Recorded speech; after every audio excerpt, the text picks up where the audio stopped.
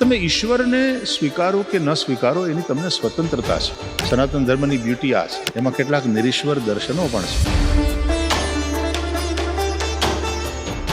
જ્યારે મહર્ષિ વેદવ્યાસે વેદોનો વ્યાસ કર્યો ત્યારે વેદો આપણા સુધી પહોંચ્યા. એ પહેલા વેદોનું સ્વરૂપ શું હતું? સનાતન ધર્મની પરંપરામાં વેદોને આપણે અપૌરુષેય માનીએ છીએ અને કોઈ વ્યક્તિ દ્વારા લખાયેલા નહીં. તો કેવી રીતે આવ્યા? તો કે એ મંત્રો ઉતર્યા કોઈના કોઈ ઋષિના માધ્યમથી. એ ઋષિ પોતે ઓગળી ગયો હોય પરમમાં.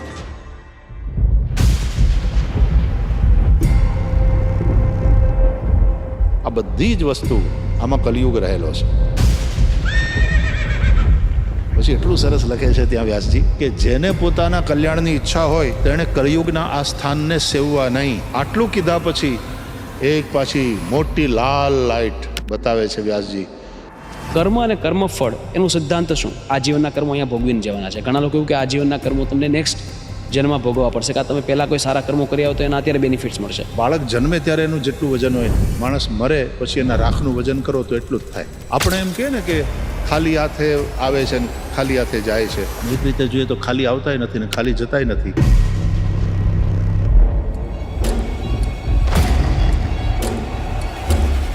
મારા હૃદય ઉપર અંકિત થઈ ગયેલા નાના નાના 3 વાક્ય: પરથી ખસ, સ્વમાં વસ, એટલું બસ. ઘટેલી ઘટના પછી વર્ષોના વાણા જ્યારે વીતી જાય ત્યારે ઘણીવાર આપણે એને મિથ માનીએ છીએ. કારણ કે મહાભારત, રામાયણ આ બંને હિસ્ટ્રી છે, આ બંને ઇતિહાસ ગ્રંથો છે. મહાભારતમાં કૃષ્ણ છે, રામાયણમાં રામ છે અને ભાગવતમાં એ બંને છે. है ये इतिहास, व्यास या तुलसीदास की कल्पना के ही पुरुष नहीं है राम और कृष्ण.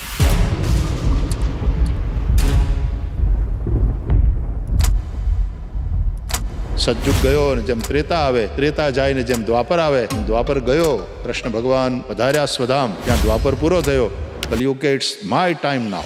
દુનિયા 3 વાર આઈસ એજમાંથી નીકળી. For thousands of years summers became colder, winters became more colder, તો બરફ જામતો ગયો. એમ અત્યારે એ ભવિષ્ય બહુ ધૂંધળું દેખાય છે. ગ્લોબલ વોર્મિંગ, જે હિસાબથી પ્રદૂષણ થાય છે, એર ક્વોલિટી ઇન્ડેક્સ આપણે ઇન્ડિયાના મોટાભાગના સિટીઝની બહુ ખરાબ છે. આને આ સ્થિતિ રહી તો 50 વર્ષ પછી આ દુનિયા જીવવા જેવી નહીં રહે. આજે દરેક જણ પોતપોતાના ધર્મને, પોતપોતાના સંપ્રદાયને, પોતપોતાના પંથને શ્રેષ્ઠ બતાવવાની કોશિશ કરે છે. આ જ પ્રશ્ન આપણે ભાગવતને પૂછીએ કે કયો ધર્મ શ્રેષ્ઠ, તો શ્રીમદ ભાગવત કહે છે કે આજથી 20 વર્ષ પછી કથા થશે. પહેલી વાર મેં એક જેન્ઝી બાળકની એક પોસ્ટ વાંચી. એને લખ્યું હતું કે I don't know. When somebody asks me how do I feel, I don't know. When somebody asks me what do I want to do, I don't નો.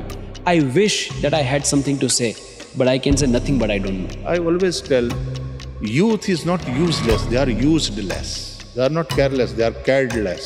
ઘણા બધા લોકો ડિપ્રેસ્ડ ફીલ કરતા હોય કે લો ફીલ કરતા હોય, ઘણા બધા કારણોસર. આની સાથે કેવી રીતે ડીલ કરવું? એટલા માટે ભગવદ્ ગીતાની જરૂર છે. ત્યાં Gita is not just a spiritual પુસ્તક કે બુક છે ને ધાર્મિક પુસ્તક છે, એમ નહીં. સ્ટ્રેસ મેનેજમેન્ટ કેવી રીતે કરવું એ ગીતા શીખવાનું. 3 જ સંદેશ છે. અચ્છા, જો યાદ ન રાખ્યું તો તમે ગયા કામથી.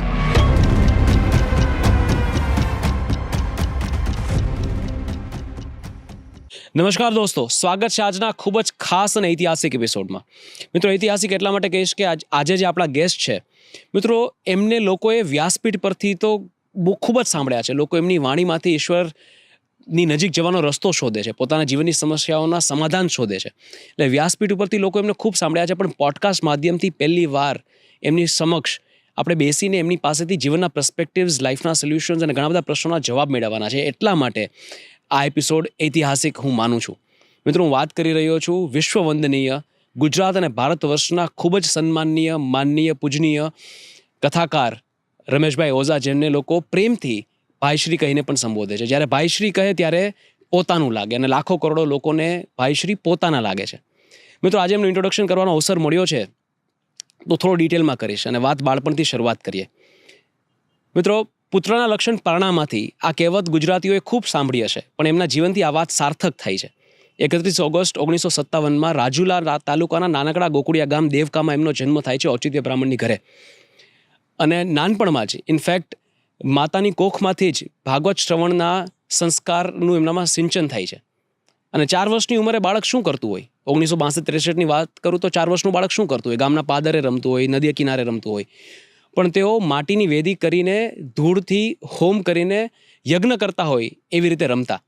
સ્કૂલેથી પાછા આવીને બાળકો સાથે સંધ્યા વંદના કરતા. 11 વર્ષની ઉંમરે મિત્રો પાસેથી 20 પૈસા એકઠા કરીને પોતે એક વ્યાસપીઠની રચના કરી, વ્યાસપીઠ બનાવ્યું અને ત્યાંથી કથાની શરૂઆત કરી. લોકોને, ગ્રામ્યજનોને એવું થયું કે આ 2-3 દિવસ ચાલશે, પણ 7 દિવસ કથા ચાલે છે, 2 સત્રમાં કથા ચાલે છે. એટલે બાળપણથી જ એક સંત જેવા ગુણો એમનામાં દેખાતા, એવી તેજસ્વી એમની પ્રતિભા હતી. અને મિત્રો 18 વર્ષની ઉંમરે ઓફિશિયલી કથા સ્ટાર્ટ કરીને લોકોને ભાગવત શ્રવણનો પ્રસાદ આપવાની શરૂઆત કરી. ત્યાર પછી લાખો કરોડો લોકો એમની વાણી સાથે જોડાતા ગયા. એમની વાણીમાં જાદુ છે. એમની વાણી તમને તૃપ્તિ પણ આપે અને તમને તરસ્યા પણ રાખે. તૃપ્તિ એટલા માટે કારણ કે જીવનના ઘણા બધા પ્રશ્નોનું સમાધાન મળે, અને તરસ એટલા માટે કારણ કે લોકોને એમને વધારે જ સાંભળવા હોય. કલાકો સુધી બેસીને 15-16 કલાક સુધી એક જ આસન પર બેસીને કથા પણ એમને કરી છે. કદાચ ગિનેસ બુકમાં પણ આવી શકે જો આપણે રજૂઆત કરીએ તો. અને મિત્રો, ભાઈશ્રીના જીવનનો એક નિયમ છે કે ક્યારે કોઈની પાસેથી કંઈ માગવું નહીં. ગુજરાતના ખૂબ જ સન્માનીય રાજ્યસભાના સાંસદ અને બિઝનેસ ટાઇકૂન એવા ગોવિંદભાઈ ધોળકિયાએ પોતાના એક પ્રવચનમાં કહ્યું હતું કે એમના ખૂબ ઘનિષ્ઠ સંબંધો છે પૂજ્ય ભાઈશ્રી સાથે, પણ ક્યારે પૈસાની વાત નથી થતી. અને ક્યારેક વ્યાસ પ્રસાદના નામે કંઈ આવે ધન, તો એ પણ સંસ્થાના માધ્યમથી પાછો ત્યાગ કરવામાં આવે છે, દાન કરવામાં આવે છે. મિત્રો, એ ખૂબ જ સારા ફિલોસોફર અને એજ્યુકેશનિસ્ટ છે. એજ્યુકેશન એમના દિલની ખૂબ કરીબનો એક સબ્જેક્ટ છે. સાંદીપની વિદ્યા નિકેતન નામનું પહેલી એજ્યુકેશન સંસ્થા પોરબંદરમાં એમને સ્થાપના કરી, જ્યાં સંસ્કૃત અને સંસ્કૃતિનું શિક્ષણ આપીને ઋષિકુમારો ની રચના કરવામાં આવે છે, ચરિત્રોનું નિર્માણ કરવામાં આવે છે. અને આ ઋષિકુમારો દેશ વિદેશ જઈને સનાતન ધર્મની ધજા લહેરાવે છે, સનાતન ધર્મને જીવંત રાખવાનું કામ કરે છે. અને મિત્રો, એટલું જ નહીં, ડાંગમાં આદિવાસી ક્ષેત્રમાં બાળકો માટે નિઃશુલ્ક શાળાની પણ રચના કરી. ત્યાં આજે હજારો વિદ્યાર્થીઓ શાળા અને મફતમાં નિઃશુલ્ક શિક્ષણ મેળવે છે.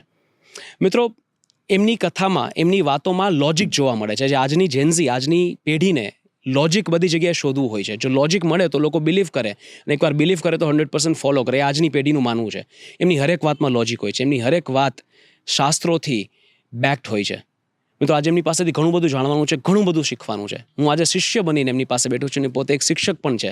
તો આજે એમની પાસેથી, એમના જ્ઞાનના સાગરમાંથી એક નાની એવી ગાગર ભરીને તમારા સુધી પહોંચાડવા આવ્યો છું. વાતની શરૂઆત કરીએ. પૂજ્ય ભાઈશ્રી, આપના ચરણોમાં મારા સાષ્ટાંગ પ્રણામ. નારાયણ. જય શ્રી કૃષ્ણ. જય શ્રી કૃષ્ણ. આપણે વાત બેઝિકથી શરૂઆત કરીએ, સનાતન ને સમજવાનો પ્રયત્ન કરીએ. મારી પેઢી કે મારાથી નાની ઉંમરના લોકો, જે જેન્ઝી આપણે કહીએ, જે લોકો ક્યારે શ્રીમદ ભગવદ્ ગીતા વાંચી નથી, કે શ્રીમદ ભાગવત પુરાણ ક્યારે વાંચ્યું નથી, કે સાંભળ્યું નથી, એ લોકોને જો આપણે સનાતન સમજાવવું હોય તો કેવી રીતે સમજાવી શકીએ? સનાતન ધર્મ એટલે જીવનને સમૃદ્ધ બનાવવા માટે થઈને આવશ્યક જે વેલ્યુઝ છે એનું નામ સનાતન ધર્મ છે. અને વેલ્યુઝ ઇટરનલ છે. સત્ય ઇટરનલ છે. સતયુગમાં સત્ય જેટલું ઉપયોગી હતું એટલું ત્રેતામાં અને દ્વાપરમાં અને કલિયુગમાં પણ, ભલે અત્યારે બહુ જોવા નથી મળતું વ્યવહારમાં, પણ સત્ય તો એટલું જ ઉપયોગી છે. હું હંમેશા કહું કે માણસને જૂઠ બહુ સરળ લાગે અને આ સત્યનો જમાનો નથી ને સત્ય કઠણ લાગે, એક ભય જેવું પણ એમાં હોય. પણ હકીકત એ છે કે સત્ય બહુ સરળ છે, જૂઠ બહુ કઠણ છે. જૂઠને ડે ટુ ડે મેન્ટેનન્સની જરૂર પડે, સત્યને નહીં. તમે એકવાર સત્ય બોલ્યા પછી તમે રિલેક્સ થઈ જાઓ, તમારા મન ઉપર ભાર ન હોય, અને ભૂલી જાઓ તો સામેવાળો તમને યાદ કરાવે. પણ જૂઠ બોલ્યા પછી એને યાદ રાખવું એ બાધ્યતા છે. જો યાદ ન રાખ્યું તો તમે ગયા કામથી. અને પછી એક જૂઠને છુપાવવા માટે અનેક જૂઠ બોલવું પડે, અને દરેક જૂઠને પાછું યાદ રાખવું એ જરૂરી. એટલે પછી મેમરી ફૂલ થઈ જાય, એટલે સ્ટ્રેસમાં આવી જાય માણસ. એટલે ધર્મને દૂસર સત્ય સમાના, આવું ગોસ્વામી તુલસીદાસજી કહે છે. ધર્મનો સીધો સંબંધ એને સત્યની સાથે જોડ્યો, અને એટલા માટે સત્ય સનાતન ધર્મ કી જય, આવી રીતે પણ આપણે ત્યાં જય બોલાતી હોય છે. એટલે સત્યથી શરૂઆત કરીને જિંદગી માટે થઈને જે વેલ્યુઝની જરૂર છે એ ઇમ્બાઇબ થાય આપણામાં, એના માટેની વાત સનાતન ધર્મ કરે છે. અને એ યુનિવર્સલ છે. શ્રીમદ ભાગવતની દ્રષ્ટિએ કહું તો એમાં જે રીતે ધર્મની વ્યાખ્યા કરી યુનિવર્સલ છે. આજે દરેક જણ પોતપોતાના ધર્મને, પોતપોતાના સંપ્રદાયને, પોતપોતાના પંથને શ્રેષ્ઠ બતાવવાની કોશિશ કરે છે. આ જ પ્રશ્ન આપણે ભાગવતને પૂછીએ કે કયો ધર્મ શ્રેષ્ઠ, તો શ્રીમદ ભાગવત કહે છે સવૈ પુંસામ પરો ધર્મો યતો ભક્તિ અધોક્ષજે અહૈતુક્ય પ્રતિહતા યયાત્મા સંપ્રસિદ્ધતિ. મનુષ્યનો એ જ પરમ ધર્મ અથવા તો એ જ એનો શ્રેષ્ઠ ધર્મ છે જેનું આચરણ કરવાથી અસ્તિત્વ માટે પ્રેમ થાય. આજે સુપ્રીમ રિયાલિટી છે એ જ પરમાત્મા છે અને એના માટે પ્રેમ કરાવે એનું નામ ધર્મ. અને એ ધર્મ એવો છે કે જે તમારા આત્માને પ્રસન્ન કરે. હવે આ વ્યાખ્યા છે જે ધર્મની એ યુનિવર્સલ છે. દુનિયાના કોઈ પણ ખૂણે આ વાત લાગુ પડે અને આ વ્યાખ્યા ઉપર ખરો ઉતરે, હું તો એને જ ધર્મ કહું. એટલે તમારા હૃદયમાંથી ઘૃણા નફરતની આગને બુજાવી નાખે અને તમને પ્રેમના અમૃતથી ભરી દે. અને એ પૂરી કાયનાત માટે, એટલે જળ હોય કે ચેતન હોય, એટલે પછી ઝાડવાની પૂજા થાય અને નદીઓની પૂજા થાય ને પર્વતોની પૂજા થાય અને માણસના દિલની નજીક પહોંચે. નૈતિકતા એ સારી વાત છે, પણ એક વ્યવસ્થા છે. વ્યવસ્થા સારી રીતે ચાલે નૈતિકતાથી, પણ ધર્મ એ છે જે વ્યક્તિને વ્યક્તિ સાથે જોડે. કારણ કે ત્યાં દયાની વાત આવે છે, ત્યાં કરુણાની વાત આવે છે. એટલે તમારા રૂપિયા હું તમને પાછા આપી દઉં, અથવા તો વ્યવહારની વાત આવે અથવા તો વ્યાપારની વાત આવે, ત્યારે પૈસાનો હિસાબ પ્રામાણિકતા પૂર્વક હું કરું, એ મારી નીતિમત્તા છે. પણ ધર્મ છે ત્યારે હું પ્યાર કરું છું, પ્રેમ કરું છું, મારામાં કરુણા છે, દયા છે, મારામાં પરહિતની ભાવના છે. તુલસીદાસજી વળી પાછા કહે છે પરહિત સરિસ ધર્મ નહીં ભાઈ, પર પીડા સમ નહીં અધમાઈ. એ વસ્તુ ઇન્સાનને ઇન્સાન બનાવે છે અને ત્યારે એક ઇન્સાન બીજા ઇન્સાનના દિલ સુધી પહોંચે છે. એટલે મારી દ્રષ્ટિએ એ ધર્મ એ છે જે કનેક્ટ કરે, વ્યક્તિથી માંડી અને યુનિવર્સ સુધી બધાની સાથે કનેક્ટ કરે. એ ખરો ધર્મ. આપે કહ્યું કે નીતિમત્તા, પ્રામાણિકતા, આ બધી વસ્તુ તો જરૂરી છે જ, પણ ધર્મ પણ જરૂરી છે. આજની પેઢી જ્યારે એમને પૂછવામાં આવે કે આર યુ રિલિજિયસ, તો એ લોકો એવું કહે કે I am not religious, I am spiritual. એટલે કદાચ એ લોકોને સ્પિરિચ્યુઆલિટી અને રિલિજિયસનેસ, કે સ્પિરિચ્યુઅલ એન્ડ રિલિજિયસ આ બંને હોવામાં શું ફરક છે એ કદાચ ખબર નથી. પણ એ લોકોને એવું છે કે જો હું નૈતિક મારું વર્તન છે અને હું પ્રામાણિકતા રાખું છું જીવનમાં, તો હું સ્પિરિચ્યુઅલ છું ને એટલું ઇનફ છે. એ આ વાતને આપણે કેવી રીતે ડીલ? મહત્વની વાત એ છે કે ધર્મ એ રિલિજન નથી. હા, ધર્મ માટેનો યોગ્ય શબ્દ અંગ્રેજીની પાસે નથી. રાઇચિયસનેસ એવું આપણે કહીએ, પણ આપણે ત્યાં ધર્મ એ ખાલી ઉપાસના પદ્ધતિનું નામ નથી. ધર્મ એ જીવન શૈલીનું નામ છે. મારી પ્રત્યેક ક્રિયાઓ, સવારથી જાગવાથી માંડીને રાતના હું સૂં ત્યાં સુધીની, એમાં ધર્મો પ્રતિબિંબિત થતો હોવો જોઈએ. હિન્દુઇઝમની વાત છે ત્યાં સુધી તો દેશના સર્વોચ્ચ ન્યાયાલયે પણ કહ્યું જ છે કે Hinduism is not a religion, it's a way of life. એટલે આ જીવન શૈલીની વાત છે. એટલે હું તો જ્યારે યુવા મિત્રો સાથે વાત કરું ત્યારે એમ કહું કે સ્પિરિચ્યુઆલિટીના મંદિરમાં પ્રવેશવા માટે ધર્મ એ સીડી છે. એક મંદિરમાં પ્રવેશવા માટે ઘણી બધી સીડી હોય, સામેથી હોય, સાઈડમાંથી પણ હોય. કોઈ પણ સીડીથી તમે આવો, પણ અંતે તમારે પ્રવેશ કરવાનો છે સ્પિરિચ્યુઆલિટીના મંદિરમાં. સીડી, પગથિયા કોઈ પણ વ્યક્તિ માટે સાધન હોઈ શકે, સીડી સાધ્ય નથી. પગથિયા ચડવાના હોય છે, ત્યાં બેહી નથી રહેવાનું. સાચી વાત છે. એટલે એવા ક્રિયાકલાપો કે એવું વર્તન કે મારી એવી જીવન શૈલી જે મને સ્પિરિચ્યુઆલિટીના મંદિરમાં પ્રવેશ કરાવે, અને ત્યાં હું પહોંચું પછી કોઈ ભેદ રહેતા નથી, ત્યાં કશા જ ભેદ રહેતા નથી. એટલે હું રિચ્યુઅલ નથી, પણ હું સ્પિરિચ્યુઅલ છું. But by rituals, from rituals to spiritual life તરફ આગળ વધવાની જે વાત છે. અમે યજ્ઞ કરતા હોય ને ત્યારે પણ એમ કહીએ કે આ રિચ્યુઅલ ટીમ છે, પણ બાય રિચ્યુઅલ્સ એના દ્વારા આપણે આપણા મનને શુદ્ધ કરીએ છીએ. કારણ કે આદ્ય શંકરાચાર્ય ભગવાન અને આપણા શાસ્ત્રો પણ એમ કહે છે કે વેદના કહ્યા પ્રમાણેના કર્મ કરવાથી ચિત્ત શુદ્ધ થાય, અને મારું ચિત્ત જો શુદ્ધ થાય છે તો જ હું સ્પિરિચ્યુઆલિટી તરફ આગળ વધું છું, તો જ હું અધ્યાત્મ તરફ જાઉં છું. લિટરલ મિનિંગ એનો જોઈએ અધ્યાત્મનો તો અધિ આત્મા, અધિ એટલે અંદર, આત્માની અંદર. એટલે હું જે બહુ બહાર આઉટર વર્લ્ડમાં વધારે છું એને બદલે હું થોડો અંતર્મુખ થાઉં. બરાબર. હું કોઈક જગ્યાએ કોઈ આશ્રમમાં ગયો હતો અને આ વાત મેં કથાઓમાં કહી છે. એ મારા હૃદય ઉપર અંકિત થઈ ગયેલા નાના નાના 3 વાક્ય. એમાં લખ્યું હતું, પરથી ખસ, સ્વમાં વસ, એટલું બસ. વાહ ભાઈ વાહ. તો સ્વથી પર તરફ લઈ જનારી જે યાત્રા છે એનું નામ સંસાર, અને પરથી આપણને હટાવી અને સ્વમાં જે સ્થિત કરી દે, પોતાના તરફ લઈ આવે, એ યાત્રાનું નામ અધ્યાત્મ. અને પછી જ્યારે માણસ પોતાના સ્વમાં સ્થિત થાય છે ત્યારે સ્વસ્થ કહેવાય છે. વાહ.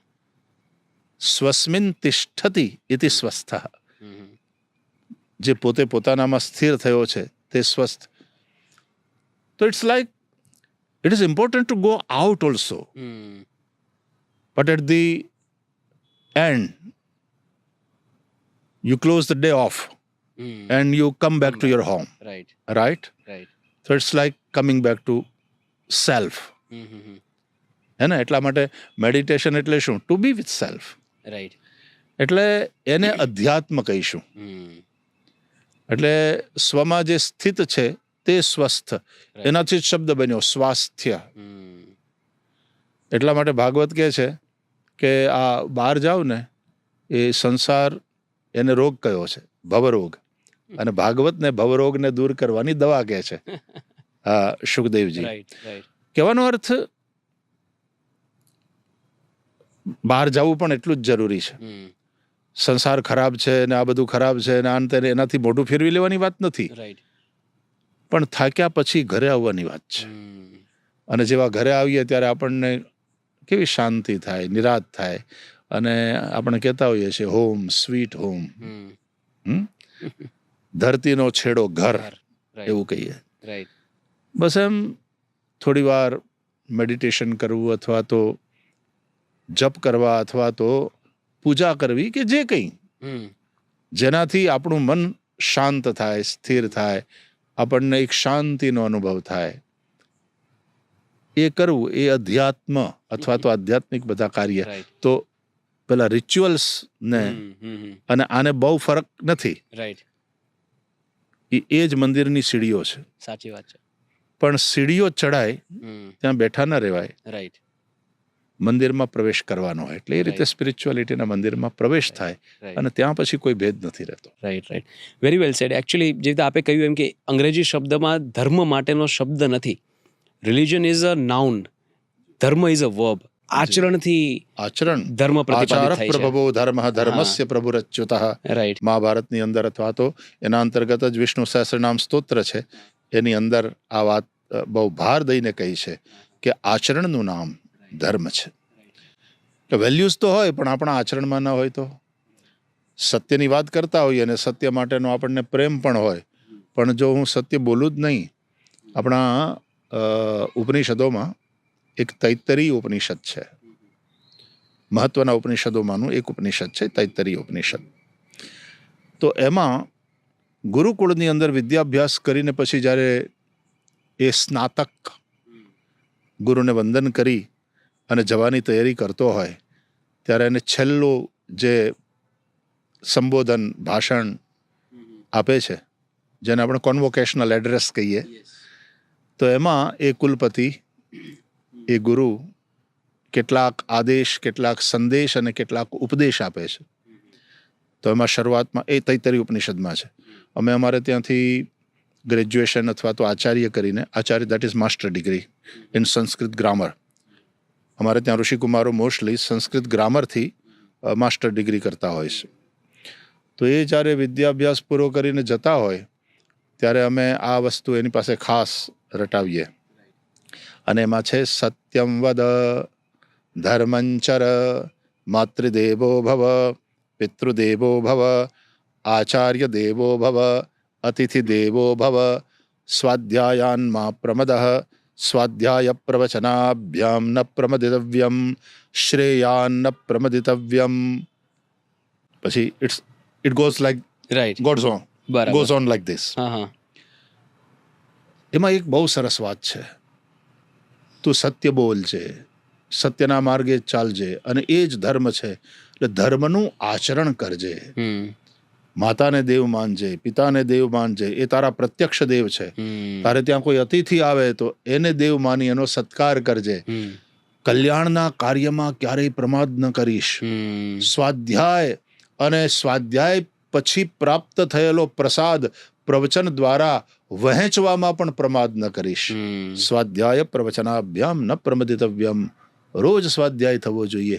અમારે સંસ્કૃતમાં એમ કહે, अनभ्यासे कुतो विद्या. यदि अभ्यास नहीं किया है तो चाहे भले ही आप बड़े अच्छे मार्क्स से पास करके निकले हो, लेकिन कुछ सालों के बाद सब विस्मृति होने लग जाएगी. હા, એટલા માટે કૃષ્ણ, સુદામા અને બળભદ્ર એ બધા સાંદીપનીના ઋષિના આશ્રમમાંથી અભ્યાસ પૂરો કરીને નીકળે છે. ત્યારે સાંદીપની ઋષિ એને આશીર્વાદ આપે છે, અયાત યામા વેદા સંતુ. તમારા વેદો છે ને અને આ તમારી વિદ્યા છે એ ક્યારેય વાસી ન થાય. શીખેલું પણ વાસી થઈ જતું હોય છે જો આપણે સ્વાધ્યાય ન કરીએ. રાઈટ, એટલે તાજું રહેવું જોઈએ. વાગોડવું પડે. વાગોળતા રહો, મનન કરો, વારંવાર જોતા રહો, સ્વાધ્યાય કરતા રહો, નવું નવું શીખો. એટલે ધર્મંચર. અને એક વાત એમાં બહુ સરસ કહે છે, કેટલા પ્રેક્ટિકલ આ ઋષિઓ હતા. એ કહે છે કે બેટા, આટલા વર્ષોના આપણા સહજીવન પછી આપણે જ્યારે જુદા પડીએ છીએ અને તું જઈ રહ્યો છે બેટા, ત્યારે આપણે એકબીજાના જીવનને નજીકથી જોયું છે આ વર્ષોમાં. તારા પ્લસ માઇનસ મને ખબર છે, અને ગુરુ તરીકે તું મને જુએ છે એટલે ભલે પ્રણામ કરે, દંડવત કરે, પણ મારાય કંઈક પ્લસ માઇનસ છે એની તને ખબર પડી છે. તો કહે છે, યાની યાની અસ્માકમ સુચરિતાની તાની ત્વયોપાસ્યાની નો ઇતરાણી. તે અમારામાં જે સારું આચરણ જોયું હોય ને બેટા, એનું જ પાલન કરજે. જે સારી વાત જોઈ હોય એને તું તારા જીવનમાં લઈ આવજે. નો ઇતરાણી. બાકી અમારામાં દોષ છે.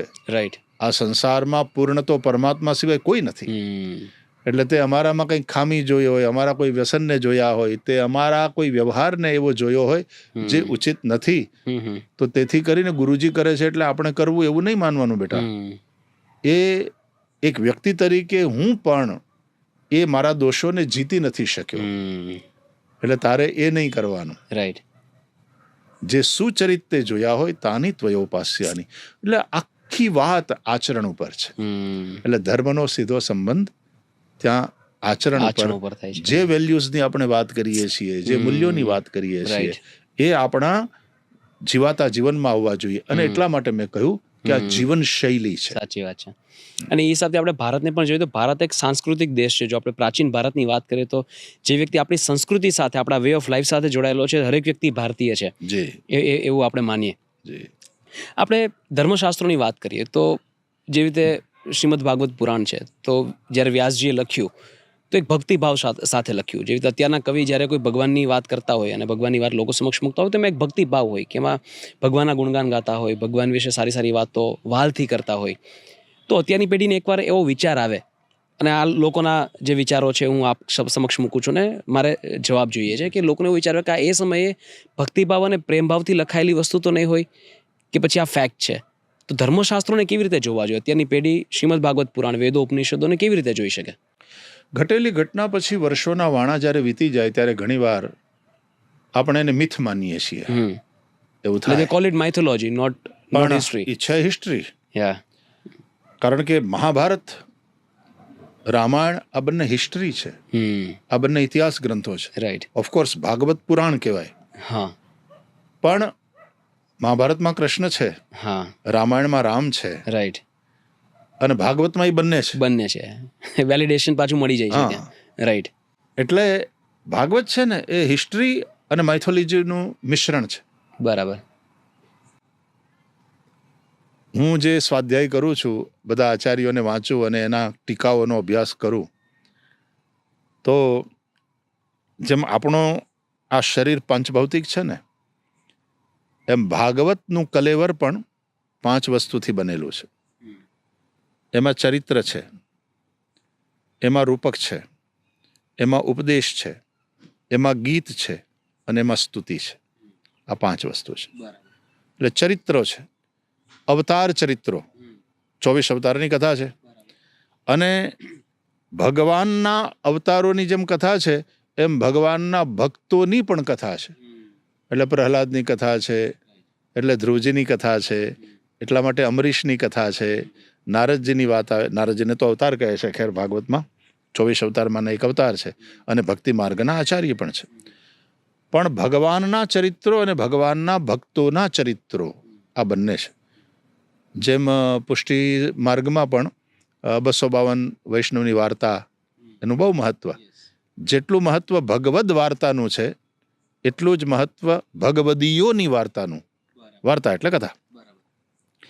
સંતોની કથા જ્યારે સાંભળીએ ને, ત્યારે એનાથી આપણને પ્રેરણા મળે. હું એવું માનું છું કે ભાગવત, રામાયણ ને આ બધા ગ્રંથો આપણે વાંચીએ, ભગવદ્ ગીતા વાંચીએ, એનો સ્વાધ્યાય કરીએ, એ તો બહુ સારી વાત છે. પણ સંતોના, મહાપુરુષોના ચરિત્રો વાંચવા એ બહુ લાભ કરનારા છે. એનાથી આપણને જેટલી પ્રેરણા મળે ને આપણને એ જેટલા ઇન્સ્પાયર કરે, એ અત્યંત મહત્વનું છે. પ્રથમ ભક્તિ સંતના કર સંગા. હા, એટલા માટે પ્રથમ ભગતિ સંતન કર સંગા. વાહ. તો ચરિત્ર, બીજું છે ઉપદેશ, જીવનને સફળ કરનારા ઉપદેશ ભાગવતમાં છે. ત્રીજું, એ ઉપદેશને સરખી રીતે સમજાવવા માટે ક્યારેક રૂપકોનો પણ આશ્રય લીધો છે. રૂપક, હવે પેલા કળિયુગને એ રાજાના રૂપમાં અને ગાયને અને બળદ, એનું જોડલું હતું. ભાગવતના પ્રથમ સ્કંદમાં કથા આવે છે. અને એને હળે જોતરી અને એક પેલો શુદ્ર, એ કલિપુરુષ, એની એ કરતો હતો, ખેતી કરતો હતો. રાજા રૂપધારી કલી એ ખેતી કરે છે. દરેકે પોતાની ખેતી કરવાની હોય છે. કળિયુગ પણ પોતાની ખેતી કરે. ઉપયોગ કોનો કરે છે? પેલી ગાય છે એ ધરતીનું રૂપ છે અને બળદ છે એ ધર્મનું રૂપ છે. ધર્મ અને ધરતીનો ઉપયોગ કરીને એ ખેતી કરે છે. એમાં બહુ સરસ લખ્યું છે કે વૃષભના 3 પગ તૂટેલા હતા, એક જ પગ સાજો હતો. એ ધર્મરૂપ વૃષભની વાત છે, કારણ કે એના 4 ચરણ છે ધર્મના: સત્ય, તપ, પવિત્રતા અને દયા. આ ચરણ શા માટે છે? આચરણ માટે. અગેન કર્મ સાથે આચરણની વાત છે. જોડાઈ ગયું. તો કલિયુગની અંદર ધર્મના 3 પગ તૂટેલા હોય છે. એ દયા અથવા તો દાનના 1 પગ ઉપર માંડ માંડ ઊભો રહે છે. અત્યારે તો સત્યનો પગ એ તૂટેલો, તપનો પગ પણ તૂટેલો અને પવિત્રતાનો પગ પણ તૂટેલો. એટલે એમ કહે છે કલિયા કાલમાં કે એ ને કે ને બીજું દાન કરે કલ્યાણ. તો એને કષ્ટ આપનારો પેલો કલિપુરુષ, અને પછી રાજા પરીક્ષિત, એ પોતે અશ્વમેધ યજ્ઞ કરતા હોય છે, એટલે દિગ્વિજય કરવા માટે નીકળે છે અને આ દ્રશ્ય જોવે છે અને એ લલકારે છે, પડકારે છે પેલા કલિયુગને. સાહેબ, એટલી અદ્ભુત વાતો છે ત્યાં. રાજા પરીક્ષિત કહે છે કે કોણ છે તું મારા રાજ્યમાં ધર્મ અને ધરતીને કષ્ટ પહોંચાડનારો? આ નહીં થવા દો. હું રાજા છું, મારો એ ધર્મ છે, મારું એ કર્તવ્ય છે, ધર્મ અને ધરતી એ બંનેનું રક્ષણ કરવું. એટલે કે હવે મારું રાજ છે. સતયુગ ગયો અને જેમ ત્રેતા આવે, ત્રેતા જાય ને જેમ દ્વાપર આવે, એમ દ્વાપર ગયો. કૃષ્ણ ભગવાન પધાર્યા સ્વધામ, ત્યાં દ્વાપર પૂરો થયો. કલિયુગ કે ઇટ્સ માય ટાઈમ નાવ, એટલે હવે મારું રાજ છે.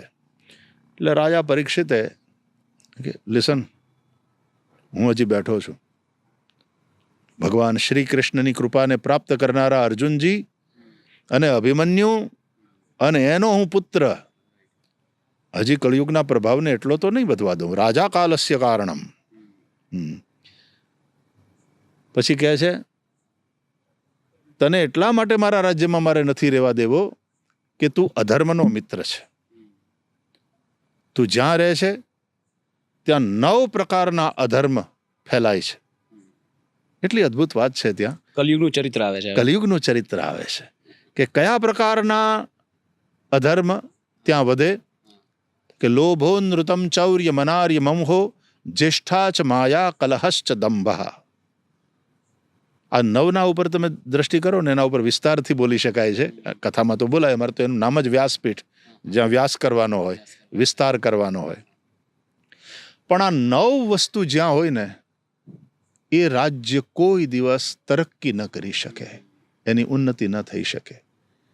એની શરૂઆત ક્યાંથી થઈ તો કે લોભ, પછી અનૃત અસત્ય, લોભોનૃતમ ચૌર્યમ બેમાની ચોરી, અનાર્યતા સજ્જન પુરુષોને શોભે નહીં એવા પ્રકારના કાર્યો, એવા પ્રકારના વ્યવહાર. લોભોનૃતમ ચૌર્ય મનાર્ય મમહો. અંહ એટલે હિંસા. એ લોભનું સામ્રાજ્ય હોય ને પછી હિંસા ઉપર પણ માણસ ઉતરી આવે. જ્યેષ્ઠા દારિદ્ર્ય, માયા, કપટ, કલહ, ઝઘડા, રાઇટ્સ, મારામારી અને દંભ. માણસ દેખાય જુદો, માણસ હોય જુદો, કે જુદું, કરે જુદું. આવા બધા કલયુગના અધર્મના જ્યારે આચરણ પ્રજાની અંદર હોય અને કલયુગની અંદર ચીફ મિનિસ્ટર જેનો મિત્ર હોય ને એનો ધંધો હારો હાલે. એટલે કલયુગનું જો શાસન હોય તો અધર્મ એનો પ્રભાવ વધવાનો. એટલે આ અધર્મ જ્યાં વધે ત્યારે કોઈ દિવસ રાજ્ય તરક્કી કરી ન શકે, ત્યારે રાજ્યનો વિકાસ ન થાય. અને એટલા માટે રાજાનું એ કામ છે, જે સત્તામાં રહેલો છે એનું એ કામ છે, ધર્મનું રક્ષણ કરવું, ધરતીનું રક્ષણ કરવું. અને પછી રાજા પરીક્ષિત એ કલયુગનો નિગ્રહ કરે છે અને પહેલા તો એને 12 તગેડી મૂકવાની વાત કરે છે. એટલે એ પ્રભાવને જોઈને પછી કલયુગ સમજી જાય છે. આપણી ભાષામાં કહે ને એને ક્યાંય પોપાબાઈનું રાજ નથી, એમ આ પરીક્ષિતનું રાજ છે. એટલે કહે છે મહારાજ મહારાજ પણ તમે વિચાર તો કરો, હવે મારો વારો છે, દ્વાપર યુગ પૂરો થયો એટલે હવે મારો સમય શરૂ થાય છે. તો તમે મને કહેશો હું ત્યાં જ રહીશ, પણ તમે કહેશો એમ હું કરીશ, આટલું જ કરીશ. પછી રાજા એને અમુક સ્થાનો પૂરતો મર્યાદિત કરે છે. દ્યુતમ પાનમ સ્ત્રીય સુના યત્રા ધર્મશ ચતુર્વિધા. અને પછી પાછો માગણી કરે છે ત્યારે પછી કહે છે કે ઓકે તું સોનામાં રહેજે, સુવર્ણમાં. ત્યાં એનો અર્થ થાય છે ધન, માયા અને માયા એનાથી અનીતિથી કમાયેલું હોય તો પાછી ઓર ઉપદ્રવ કરે. રાઈટ. અને પછી વ્યાસજી કહે છે કે એને લઈને બીજા 5 સ્થાન આપોઆપ એને મળે છે. દ્યુત સમજાય એવા શબ્દો છે. દ્યુત પાન એટલે સુરાપાન. દ્યુતમ પાનમ સ્ત્રીય પરસ્ત્રી સંગ અને હિંસા, આ 4 વસ્તુ. અને 5મી એટલે પેલી આ માયા, ધન. બરાબર. એટલે એના દ્વારા બીજા 5 સ્થાન આપોઆપ મળે છે. તતો નૃતમ મદમ કામમ રજો વૈરંચ પંચમમ. અનૃત અસત્ય, મદ, અહંકાર, કામ, વ્યભિચાર, રજઃ રજોગુણથી ઉત્પન્ન ક્રોધ, અને વૈરંચ વેર. આ બધી જ વસ્તુ આમાં કલયુગ રહેલો છે. પછી એટલું સરસ લખે છે ત્યાં વ્યાસજી કે જેને પોતાના કલ્યાણની ઈચ્છા હોય તેણે કલયુગના આ સ્થાનને સેવવા નહીં, એનું સેવન ન કરવું. આટલું કીધા પછી એક પાછી મોટી લાલ લાઈટ બતાવે છે વ્યાસજી. વિશેષતઃ ધર્મશીલ રાજા લોકપતિર ગુરુ. ખાસ કરીને જે પોતાની જાતને ધાર્મિક કેવડાવતા હોય, જે રાજા છે, સત્તાના સ્થાન ઉપર, પછી ગામનો સરપંચ હોય કે સર્વોચ્ચ સત્તા ઉપર બેઠેલા કોઈ વ્યક્તિ હોય, જે સમાજના આગેવાનો છે, અને ચોથું જે ગુરુજનો છે, એણે તો કળિયુગના આ સ્થાનને ક્યારેય સેવવા જ નહીં. કારણ કે યદ્યદાચરતી શ્રેષ્ઠ તત્તદેવેતો રજનઃ. જેમ મોટા લોકો કરે ને એમ બીજા બધા એનું અનુસરણ કરે. મારા કાંડાની ઘડિયાળ મને ખોટો સમય બતાવે તો કદાચ હું મારી એપોઇન્ટમેન્ટ ચૂકી જાઉં, ફ્લાઇટ મિસ કરી દઉં, ટ્રેન જતી રહે. પણ જો શહેરના ટાવરની ઘડિયાળ ખોટો સમય બતાવે તો કેટલાનું નુકસાન થાય. એમ સમાજની પછી કોઈ પણ ક્ષેત્ર હોય, સોશિયલ, પોલિટિકલ, રિલિજિયસ, કોઈ પણ ક્ષેત્ર હોય, એની જે ટાવરિંગ પર્સનાલિટીઝ છે એ જ્યારે ખોટું આચરણ કરે ત્યારે સમાજને બહુ મોટું નુકસાન પહોંચતું હોય છે. કેટલી સરસ વાતો કરી છે આ કેટલા હજારો વર્ષ પહેલા વ્યાસજી આ કર્યું. હવે આ આખી કથા જયભાઈ એ રૂપક છે. બાકી ગાય કઈ ધરતી ગાયના રૂપમાં અને પેલો ધર્મ બળદના રૂપમાં. આપણે ત્યાં મહાદેવનો પોઠિયો એ ધર્મનું પ્રતીક છે ને. એટલે શિવ એટલે કલ્યાણ, શંકર એટલે જે કલ્યાણ કરે તે, શિવ એટલે જે કલ્યાણકારી છે. તો ભાઈ કલ્યાણ તો હંમેશા પોઠિયા ઉપર એટલે ધર્મ ઉપર બેસીને જ આવે. ઓહો, ધર્મ એનું વાહન છે ને. તો ધર્માચરણ કરશો તો તમારું કલ્યાણ થશે. રાઈટ. તો આ બધા રૂપકો છે. એ જ રીતે ભાગવતમાં બીજા ઘણા બધા રૂપકો છે. મહાત્મ્યમાં એવી કથા આવે છે કે યમુનાના કિનારે ભક્તિ દેવી રડતા હતા. પછી એના બંને પુત્રો જ્ઞાન અને વૈરાગ્ય એ વૃદ્ધ અને સુતેલા પડેલા. અને પછી દેવર્ષિ નારદ ત્યાં આવે છે અને ભક્તિ દેવી કહે છે તમે મારી મદદ કરો, આ બંનેને જગાડો. તો હું આ બંનેને લઈ વિદેશમ ગમ્યતે મયા, હું વિદેશ જતી રહું, મારે હવે અહીંયા રહેવું નથી. હવે આખું રૂપક છે. કારણ કે ભક્તિ છે, જ્ઞાન છે, બધા વૈરાગ્ય તો બધા અમૂર્ત ભાવો છે ને, પણ એને વ્યક્તિના રૂપમાં બતાવ્યા. રાઈટ. તો આવા રૂપકો છે. આખું પુરંજનોપાખ્યાન ભાગવતનું એ રૂપક છે. વાહ. ચરિત્ર છે, ઉપદેશ છે, રૂપક છે, ચોથું ગીત છે. ગોપી ગીતનું નામ તો સાંભળ્યું જોઈએ બધાએ, હે ને? યુવાનોએ સાંભળ્યું જોઈએ. પોતાના દાદીમાને ઘરમાં ગાતા ગાતા સાંભળ્યા હોય કદાચ. જયતિ તે દિકમ જન્મના વ્રજશ્રયત ઇન્દિરા શશ્વદત્રહી દયિત દૃશ્યતામ દિક્ષુતાવકાસ્ત્વયી ધૃતા સવસ્ત્વામ વિચિન્વતે. વેણુગીત, યુગલ ગીત, ભ્રમર ગીત, ગોપી ગીત, રુદ્ર ગીત, ભિક્ષુ ગીત, આવા ઘણા બધા ગીત છે ભાગવતમાં. અને પાંચમું સ્તુતિ. સ્તુતિ ભાગ તો એટલો બધો વિશાળ છે. પાંચભૌતિક છે ને આપણું શરીર, પણ એમાં જળ તત્વ સૌથી વધારે છે. એના બોડીમાં 70% પાણી છે. એમ ભાગવતના સ્તુતિ ભાગને હું એવો ગણું, પાણી જેવો. અને આમે સ્તુતિ ત્યારે થાય જેમ પાણીની જેમ માણસ દ્રવીભૂત થાય. એની આંખમાં પાણી આવે અને હૃદયમાં પણ. ભક્તિને એટલા માટે જળ સાથે સરખાવી. ઓગળી જાય, આપણે કે ને દેશી ભાષામાં કે માણસ સાંભળીને ઓગળી ગયો એમ. એટલે જ્ઞાન છે એ અનલ છે, અગ્નિ છે. જ્ઞાનાગ્નિ દગ્ધ કર્માણમ તમાહુ પંડિતમ બુધાહ, ભગવદ્ ગીતા કહે છે. જ્ઞાનને અગ્નિ સાથે, પણ ભક્તિને પાણી સાથે. રામ ભક્તિ જલ મમ મન મીના, તુલસીદાસજી કહે છે. ત્યારે એની આંખમાં પાણી હોય, એનું હૃદય દ્રવીભૂત થયું હોય, અને ત્યારે માણસ સ્તુતિ કરે. એટલે એ સ્તુતિ ભાગ છે એ બહુ મોટો છે ભાગવતમાં. તો આવી રીતનું આખું એનું કલેવર બન્યું છે. પણ એમાં રામાયણ પણ છે અને એમાં મહાભારત પણ છે. બંનેના ઉલ્લેખ છે. એટલે એમાં કૃષ્ણ પણ છે અને એમાં રામ પણ છે. એટલે હૈ યે ઇતિહાસ. ये कोई केवल व्यास या तुलसीदास की कल्पना के ही पुरुष नहीं है राम और कृष्ण. यह है इतिहास. પણ એને લખ્યા એવી રીતે, રજૂ એવી રીતે કર્યા. કારણ કે ભાગવત એ પુરાણ છે, ઇતિહાસ નથી. એટલે થોડા પોએટિકલી અને સ્ટોરીઝ એ રીતની બનાવી કે એના દ્વારા આપણને ઇન્ટરેસ્ટ પણ જાગે અને એટ ધ સેમ ટાઈમ કંઈ ને કંઈ સંદેશ પણ મળે. એટલે કૃષ્ણની એક એક લીલાઓથી અદ્ભુત સંદેશ મળે છે. અને એટલા માટે એની રિલેવન્સી બની રહે. એટલે કથાને એટલા માટે ગંગા કહે છે. એ ગંગા હજારો વર્ષોથી વહે છે, પણ એ આઉટ ઓફ ડેટ થઈ ક્યારે? જબ તક પ્યાસ હૈ पानी कभी आउट ऑफ डेट नहीं हो सकता, पानी की प्रासंगिकता बनी रहती है। उसी प्रकार ये कथा भी गंगा है। तो भले समय बदलाए, समाज बदलाए, વૃદ્ધો હોય કે ઝેન્ઝી હોય, એ બધાને માટે તરસ બધાને લાગે છે ભાઈ, અને પાણીની બધાને જરૂર પડે છે.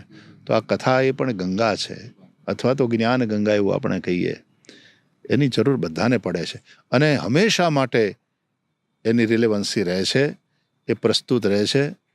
સમય પ્રમાણે સમાજની સમસ્યાઓ બદલાય, વ્યક્તિએ પણ બદલાય, પણ મજાની વાત એ છે કે આ કથાઓની પાસે એનું સમાધાન છે, દરેક સમસ્યાનું સમાધાન છે. મને આ રીતે આ પ્રશ્નનો જવાબ અત્યાર સુધી ક્યારેય નથી મળ્યો કે આ ઘણા બધા લોકોને પ્રશ્ન છે, મારી ઉંમરના લોકોને, કે આ તો માઇથોલોજી છે. પણ એ સભ્યતા એટલી એડવાન્સ હતી એ સમયે કે એમને ખબર હતી કે આજથી હજારો વર્ષો પછી પણ જો આને લોકભોગ્ય બનાવવું હોય, આને લોકો સુધી પહોંચાડવું હોય, તો રૂપક આપવા પડશે, સ્ટોરીઝ આપવી પડશે, ગીત આપવા પડશે. એટલે આપણે બીજી રીતે એને જોઈએ કે જો એ ઇતિહાસ છે તો એ ઘી છે, તો માઇથોલોજી છે એ જલેબી છે. વાહ ભાઈ વાહ. જેનાથી તમે ઘી તો ઘી તો છે જ, ઘી તો પીવાના નથી. Right right. અથવા તો ઘીના લાડવા બનીને તમને બનાવીને તમને ખવડાવ્યા છે, રાઈટ, એટલે તમને ભાવે. Very well. પુરાણોમાં એ રીતે વાત છે. વાહ ભાઈ વાહ. પૂજ્યશ્રી, આપે વ્યાસપીઠની વાત કરી કે જ્યાં બિરાજમાન થઈને વ્યાસ કરવાનો હોય ધર્મશાસ્ત્રોનો. તો જેવી રીતે વેદો આપણા સુધી પહોંચ્યા, જ્યારે મહર્ષિ વેદવ્યાસે વેદોનો વ્યાસ કર્યો ત્યારે વેદો આપણા સુધી પહોંચ્યા. એ પેલા વેદોનું સ્વરૂપ શું હતું અને આ વેદો ક્યાંથી આવ્યા? આ ગુડ પ્રશ્ન બધાને છે, એનો જવાબ ક્યાંયથી નથી મળતો. આપણી પરંપરામાં, સનાતન ધર્મની પરંપરામાં વેદોને આપણે અપૌરુષેય માનીએ છીએ. હા. એટલે કોઈ વ્યક્તિ દ્વારા લખાયેલા નહીં. હા. તો કેવી રીતે આવ્યા? તો કે એ મંત્રો ઉતર્યા કોઈના કોઈ ઋષિના માધ્યમથી. એ ઋષિ પોતે ઓગળી ગયો હોય પરમમાં, અને પછી એને જે સૂજે એ ઉતર્યું છે, એને લખ્યું નથી, એ ઉતર્યું છે. આટલા લાખો મંત્રો, એ એની અનુભૂતિ છે. અને એવા કેટલાય ઋષિઓ, એટલે દરેક મંત્રના ઋષિ છે અલગ અલગ. અચ્છા. દરેક મંત્રના દેવ હોય છે, દરેક મંત્રના છંદ હોય છે. એટલે વેદોને ભગવાનના શ્વાસ રૂપ કહેવામાં આવ્યા છે. અને આટલા મંત્રો જે ઋષિના માધ્યમથી ઉતર્યા, કહેવાયું છે ઋષય મંત્ર દ્રષ્ટારઃ, ઋષિઓ છે મંત્ર દ્રષ્ટા છે. એટલે એણે એ મંત્રને જોયા, અનુભવ્યા, ઉતર્યા, પ્રેરણા મળે ને એના જેવું. આજે આપણે સિક્સ સેન્સ જેને કહીએ છીએ, કે અંદરથી કોઈ કહે કે ભાઈ મને અંદરથી એવું ઉગ્યું કે તું આમ કર તો તારું કામ થશે. બરાબર. તો આવું કંઈક પરમ તત્વ સાથે જ્યારે એકદમ એકતા અનુભવતો હોય ઋષિ, અને ત્યારે એને જે સૂજે અને પછી પેલા મંત્ર ઉતરે. દાખલા તરીકે શિવ સંકલ્પ સૂક્ત છે યજુર્વેદની અંદર. તમે રુદ્રી તો કરાવતા હોય ને આપણે, તો ભોળાનાથનો અભિષેક થાય, એમાં પહેલા જ અધ્યાયમાં છેલ્લા કેટલાક મંત્રો છે એ શિવ સંકલ્પ સૂક્તના છે. એટલે એમાં છેલ્લે એવું આવે, તન્મે મનઃ શિવ સંકલ્પમસ્તુ. દાખલા તરીકે ઓમ જજાગ્રતો દૂરમુદૈતિ દૈવં તદુ સુપ્તસ્ય તથૈવૈતિ દૂરંગમંદૂરી જ્યોતિખાન જ્યોતિરેકં તન્મે મનઃ શિવ સંકલ્પમસ્તુ. તન્મે મનઃ શિવ સંકલ્પમસ્તુ. આવું બધા મંત્રના અંતે આવે. મજાની વાત એ છે કે આ મંત્રના દેવતા કોણ છે? તો કે મનો દેવતા. મન એ જ દેવતા છે. બરાબર. અને મન જ બધામાં કારણભૂત છે. ભગવાન ગીતામાં મનને પોતાની વિભૂતિ ગણાવે છે. સુખ દુઃખ માન અપમાન હર્ષ શોક, આ તે બધું મનને કારણે છે સાહેબ. એની અસર મન ઉપર જ થાય છે. રાઈટ. અને એટલા માટે મન એ જ દેવતા છે. એટલે આ બધા જ મંત્રો આવી રીતે ઉતર્યા, અને એ પછી એને યોગ્ય કમ્પાઇલ કરી અને વ્યવસ્થિત કર્યા. એટલા માટે વેદ વ્યાસ કહેવાયા. વ્યસ્તાહ વેદાહ અનેન સહ. એટલે ભાઈ આ એકને ઋગ્વેદ કર્યો કે આ હોતા માટે છે, એકને યજુર્વેદ કર્યો એ અધ્વર્યુ માટે છે, કે આ ઉદ્ગાતા માટે છે, સામવેદ છે, અને પછી ચોથો અથર્વવેદ એ બહુ પાછળથી તૈયાર થયો. આવી રીતે મંત્રો અને એ રીતે વેદો આપણા ચારે ચાર તૈયાર. મૂળ તો વેદત્રયી ગણાય. ઋક યજુઃ સામ, આ વેદત્રયી છે. ઋગ્વેદ, યજુર્વેદ, સામવેદ. સામવેદની તો 1100 કરતાં વધારે શાખાઓ હતી. ઓહો. અને આ બધા જ વેદોની થઈને કેટલી શાખાઓ હતી, મોટાભાગની એમાંથી લુપ્ત થઈ છે. અચ્છા.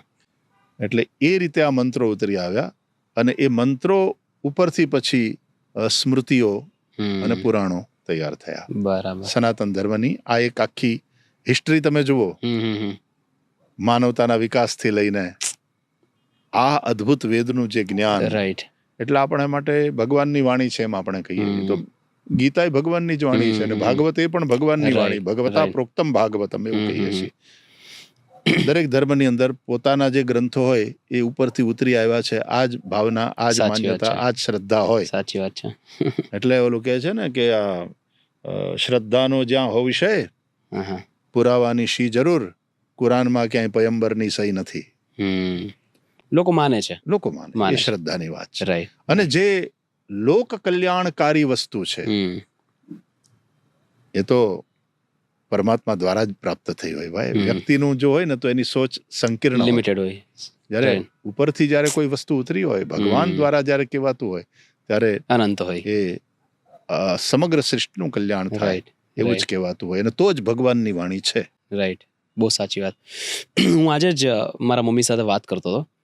હું કથા સાંભળતો હતો, પ્રિપેરેશન માટે થોડું સાંભળતો હતો. મેં મારા મમ્મીને પ્રશ્ન પૂછ્યો કે આજથી 20 વર્ષ પછી કથા થશે, આજની પેઢી કથા સાથે રિલેવન્સ ધરાવે છે, કથા સાથે રિલેટ કરી શકે છે? મને એવું લાગે છે ડિફિકલ્ટ છે, કે કાં આજની પેઢીને બોર થાય, કાં સમજાતું જ નથી કે શું વાત થાય છે, કારણ કે એમની પાસે બેઝિક બેકગ્રાઉન્ડ પણ નથી હોતું. આપને શું લાગે છે કે અત્યારથી 20 વર્ષ પછી લોકો સ્પિરિચ્યુઆલિટી સાથે, આપણા ધર્મ સાથે કેવી રીતે જોડાશે? એનું જે તત્વ છે એ તો રહેશે જ. મેં કહ્યું ને, ગંગાજળ છે. રોટલી બનાવો તોય પાણીની જરૂર પડે, ખીચડી બનાવો તોય પાણીની જરૂર પડે, ભાત બનાવો તોય પાણીની જરૂર પડે, તમારે પાઉં બનાવવા હોય, બ્રેડ બનાવવા હોય, દરેક જગ્યાએ પાણીની તો ભૂમિકા છે ને છે જ. તમારે શરબત બનાવવું હોય તોય તે. એટલે જંક ફૂડમાં ક્યાંક ને ક્યાંક પાણીની ભૂમિકા છે ને. એટલે પાણીની જરૂર તો રહેવાની, કારણ કે જળ એ જીવન છે. પણ પેકિંગ બદલાઈ જશે, પ્રસ્તુતિ બદલવી પડશે, ઢંગ બદલવો પડશે. નાઉ Gen Z is not going to come and sit for hours and hours like these people do right now, કે ભાઈ 3-3.5 કલાકના 2 સત્ર ના. શું થતું હતું વિદેશમાં, હું જ્યારે કથા કરવા જતો 80s માં, તો મોટા ટેન્ટમાં કે હોલમાં કથા હોય તો રાઇટ ઇન ફ્રન્ટ ઓફ વ્યાસપીઠ યુવાનો માટે જગ્યા રિઝર્વ રાખતા, યુવાનો સાંભળે, વડીલો આજુબાજુ બેસતા. હવે એ યુવાનો કથા સાંભળીને મોટા થયા છે. અત્યારે એ મોટા એટલા બધા થયા કે એ લોકો હવે કથા ઓર્ગેનાઇઝ કરે છે, પણ એના બચ્ચાઓ એ રીતે સામે નથી બેસતા, કારણ કે એ લોકો એની યુવાનીમાં સામે બેસીને કથા સાંભળી તો એનામાં એ રુચિ છે, પણ પહેલા એ ચાખ્યું જ નથી, એનામાં એ રુચિ નથી બની. પછી શું કરવાનું કે એક તો મીડિયાના માધ્યમથી એની પાસે જવાનું, સોશિયલ મીડિયાના માધ્યમથી એની પાસે જવાનું, અને પછી કથા સિવાય એના માટે અલગથી ક્વેશ્ચન આન્સર સેશન ઓર્ગેનાઇઝ કરવાનું. તો ઇન્ટરેક્ટિવ એને વધારે બનાવવું પડે. એટલે યુથની પાસે ઘણા બધા ક્વેશ્ચન્સ છે, અને આઈ લવ ધેટ. ઇનફેક્ટ ભાગવત હોય, રામાયણ હોય, ભગવદ્ ગીતા ક્વેશ્ચન આન્સરના રૂપમાં જ છે. પણ વચ્ચેનું અત્યારનું અમારું જે સ્વરૂપ છે કથાનું, એ ઇન્ટરેક્ટિવ નથી રહ્યું. કેટલાક તો એવા બધા વક્તાઓ બાપુ જેવા કે બધા એને ઇન્ટરેક્ટિવ બનાવવાની કોશિશ કરે, જેથી કરીને લોકો ઇન્વોલ્વ થાય. તો એક ક્વેશ્ચન આન્સર સેશન હોય તો મેં જોયું કે શરૂઆતમાં યુવાનો થોડા સંકોચમાં હોય, જલ્દીથી ખુલે નહીં, પૂછે નહીં. પણ 1-2 છોકરાઓ જેની સાથે ફ્રેન્ડશિપ થઈ ગઈ હોય ને, કારણ કે હવે તો કંઈ ધર્મગુરુ તરીકે એની પાસે જવાય નહીં, મિત્રના ભાવે અને મિત્રના રૂપે વાત કરવી પડે. અને પછી એકવાર એને આત્મીયતા થઈ જાય પછી એના બાપાનું ન માને એટલું અમારું માને. એના બાપાને એના મમ્મીને કદાચ કોઈક વાત ન કહી શકતો હોય, એ જ છોકરાઓ એમ કે ભાઈ Shri, can I have 10 minutes of yours please? I want to share something with you. અને પછી એને જે કહીએ એ સિરિયસલી સાંભળે. અને પછી ભગવાન શ્રી કૃષ્ણે અર્જુનને જેમ કહ્યું ને ગીતામાં કે પછી યથેચ્છસી તથા કુરુ, આ તારી સામે રાખ્યું, હવે તું તારા વિવેકથી વિચારી જો બેટા કેવી રીતનું લાગે, પણ મને એમ લાગે છે કે તું આવું કરીશ તો યોગ્ય રહેશે. તો living in western world they have different issues,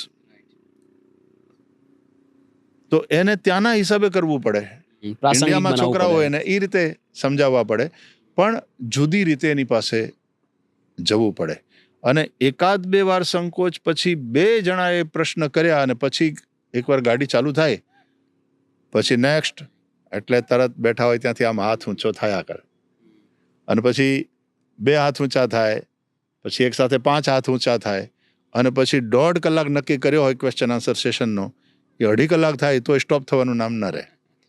એટલે જુદી રીતે પહોંચવું પડે. કહેવાનો અર્થ એ છે જેનઝી પાસે એ કથાના મંડપમાં આવીને કલાકો સુધી બેસે, કેટલાક બેસે પણ બહુ ઓછા. કોઈ પણ પેઢીને એવું જ લાગતું હોય કે એના પછીની પેઢી છે ને એ થોડી ઓછી ઇન્ટેલિજન્ટ છે, થોડી આળસુ છે, દરેક પેઢીને એવું લાગતું હોય. તો જેનઝીનો એક બહુ મોટો સવાલ છે. હું ઘણી બધી કોલેજીસમાં જતો હોય, અમે લોકો ટાઉન હોલ ઓર્ગેનાઇઝ કરીએ કે જ્યાં જેનઝી એના વિદ્યાર્થીઓ આવીને મને કાંઈ પણ પૂછી શકે કે દેશ વિશે, પોલિટિક્સ વિશે, ઇકોનોમી વિશે, મીડિયા વિશે કાંઈ પણ પૂછી શકે. તો મને એક છોકરીએ બહુ સરસ મજાનો સવાલ પૂછેલો કે યાર અમને બધા ગાળો આપે છે, અમને બધા જેનઝીને લોકો એવું માને છે કે અમારામાં ઇન્ટેલિજન્સ ઓછું છે, અમારામાં મોટિવેશન ઓછું છે, તમને શું લાગે છે? એવો સવાલ એમણે મને કર્યો. એનો મેં જવાબ પણ આપ્યો. આપ તો ઘણા બધા વિદ્યાર્થીઓ સાથે પણ ટચમાં છો, દેશ વિદેશમાં જ્યારે કથા કરો ત્યારે ઘણા બધા જેનઝી યુવાનો સાથે ઇન્ટરેક્શન કરવાનું પણ થતું હોય છે. એમના વિશે એવી કઈ વાતો છે જે તમને પ્રભાવિત કરે છે? I love to interact with youth wherever I go, in India or in abroad. સૌથી મોટી વાત એ છે કે એ હિપોક્રેટ નથી, જેવું હોય તેવું કહે છે. અને હું એને કમ ઇન્ટેલિજન્ટ નથી માનતો, ઉલટાના વધારે ઇન્ટેલિજન્ટ છે. સમટાઈમ્સ સોશિયલ મેચ્યોરિટી જે હોવી જોઈએ એ વડીલોને એમ લાગે કે એ નથી, એને કારણે થઈને ટીકા કરે એ વાત જુદી છે. અધરવાઇઝ બહુ સારા છે, કેર કરે છે, એને જે કરવાનું છે કરે. I always tell youth is not useless, they are used less. They are not careless, they are cared less. એના ઉપર આપણે જે રીતે ધ્યાન આપવું જોઈએ એ ધ્યાન આપવામાં ક્યાંક આપણે પાછા પડ્યા છીએ. અધરવાઇઝ વેરેવર આઈ ગો, હું છોકરાઓની સાથે જાઉં તો અમારે યુથ કેમ્પ હોય, આઈ પ્લે વિથ ધેમ. અમે એને ગીલી દંડા કે કબડ્ડી શીખવાડીએ તો એમને બોલિંગ ને એ બીજું બધું શીખવાડે, ત્યાંની રમતો. અને ભગવાનની દયાથી કંઈક પ્રભુ એવું આપ્યું છે તો બોલિંગની અંદર એક જ પહેલામાં બધી બોટલ પડી જાય ત્યાંની, બધી ઢીંગલીઓ. તો એની હેટ્રિક કરી થોડા સમય પછી. એટલે બધાએ તાળી પાડી. મેં કીધું you people are my teacher, you taught me this, so this clapping goes to you people. કારણ કે એક વિદ્યાર્થી સારા માર્કે પાસ થાય ત્યારે ગુરુ પણ પાસ થતો હોય, ટીચર પણ પાસ થતો હોય. સાચી વાત છે. That is how you come near. Right. અને પછી ખુલતા જાય એવી આત્મીયતા થતી જાય ત્યારે. પણ હું એને જરાય ઓછા ઇન્ટેલિજન્ટ નથી માનતો. Definitely not. અને એમ કરીને એનાથી દૂર રહીશું તો એનું નુકસાન અને આપણું નુકસાન અને સમાજનું નુકસાન. સાચી વાત છે. No, interaction is very very very important. સાચી વાત છે. એટલે હું તો ઓલવેઝ કહું કે they have better sense of empathy, better sense of judgement, better sense of self awareness. એ લોકોને ખબર છે એમને શું જોઈએ છે. અને જેવી રીતે આપે કહ્યું એમ કે દે આર નોટ હિપોક્રિટ્સ. એ લોકોનો સૌથી મોટો જો કોઈ પ્લસ પોઈન્ટ હોય તો જેવું હોય એવું લોકો કહી દે છે. બહુ સાચી વાત છે. સાચી વાત છે. ઘણા બધા લોકો કન્ફ્યુઝડ હોય છે જીવનમાં, શું કરવું શું ન કરવું. કારણ કે આજે ઓપ્શન્સ ઘણા બધા છે, ઇન્ફોર્મેશન ઓવરલોડ છે. સોશિયલ મીડિયામાં 1 કલાકમાં 60 રીલ કન્ઝ્યુમ કરે છે લોકો, બરાબર છે. તો એટલે એટલું બધું નોલેજ લોકો પાસે આવે છે અને એનાથી લોકો ભ્રમિત થઈ જાય છે કે શું કરવું શું ન કરવું. હું જસ્ટ પરમ દિવસની એક વાત કહું. મેં એક જેનઝી બાળકની એક પોસ્ટ વાંચી. એને લખ્યું હતું કે I don't know. When somebody asks me how do I feel, I don't know. When somebody asks me what do I want to do, I don't know. I wish that I had something to say but I can say nothing but I don't know. એટલે મને બહુ કરુણા લાગી કે એની પાસે આઈ don't નો સિવાય કહેવા માટે કંઈ છે નહીં. તો આવી સ્થિતિમાંથી કોઈ બહાર કેવી રીતે આવે અને ઘણી વાર આધ્યાત્મ તો બે કેવી રીતે વાક્ય બોલી લે, સરખું બોલે પણ ખરા, પણ પછી છેલ્લે કમ્પ્લીટ કરે, આઈ ડોન્ટ નો. આઈ ડોન્ટ નો. હા, યસ. તો આમાંથી બહાર કેવી રીતે આવે? આધ્યાત્મ સ્પિરિચ્યુઆલિટી કેવી રીતે હેલ્પ કરી શકે? મનનું કોન્સન્ટ્રેશન બહુ હવે ઘટી ગયું, અને એ ઇમ્પેક્ટ છે આ ટેકનોલોજીનો. રાઈટ. ઓલું ક્યાં તો 3.5 કલાક સુધી લોકો કથામાં બેસતા હતા, હવે એ ઘટવા માંડ્યું. કથા સાંભળતા સાંભળતા એ ફોન ઉપર ધ્યાન જાય, અથવા તો વચ્ચે બીજી રીતે વાત કરી લે બાજુમાં બેઠા હોય એની સાથે. મને એમ લાગ્યા કરે કે હું મારા યુવા મિત્રોને એમ કહું કે બેટા તમે વાંચો, મોબાઈલ ફોન માટે થઈને એક સમય નક્કી કરો, ઠીક છે આટલો સમય, પણ પછી વાંચશો તો એનો ફાયદો બહુ થશે, અને આ જે કન્ફ્યુઝન છે ને એ બધા ઘણા બધા ઓછા થશે. અને વાંચ્યા પછી જરાક બધું જ છોડી અને ફોન ફાસ્ટિંગ રાખો એક દિવસ. New term, very well said, phone fasting. Phone fasting, કે આજે I am fasting today, I am not going to use my cell phone today. કોઈ કદાચ એમ કે ગઈકાલે મેં તને કેટલા ફોન કર્યા, સોરી આઈ વોઝ ફાસ્ટિંગ. તો એનાથી બહુ હેલ્પ થશે.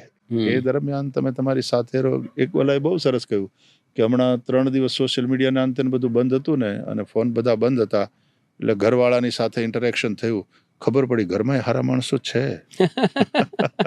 મારી આજુબાજુમાં પણ સારા માણસો છે. કારણ કે આપણે વર્ચ્યુઅલી દુનિયા સાથે કનેક્ટ થતા જઈએ, સારી વાત છે, રાઈટ, પણ નજીકનાથી ડિસ્કનેક્ટ થઈ જઈએ એ સારી વાત નથી. રાઈટ. ટેકનોલોજીને ગાળો દેવાથી કંઈ નહીં થાય. એક્ઝેક્ટલી. માત્ર ટેકનોલોજીનો ઉપયોગ વિવેકપૂર્વક કરવાનું શીખવું પડશે. સાચી વાત છે. બાકી ફોન કંઈ ખરાબ છે એવું નથી, રાઈટ. સોશિયલ મીડિયા ખરાબ છે એવું કંઈ નથી.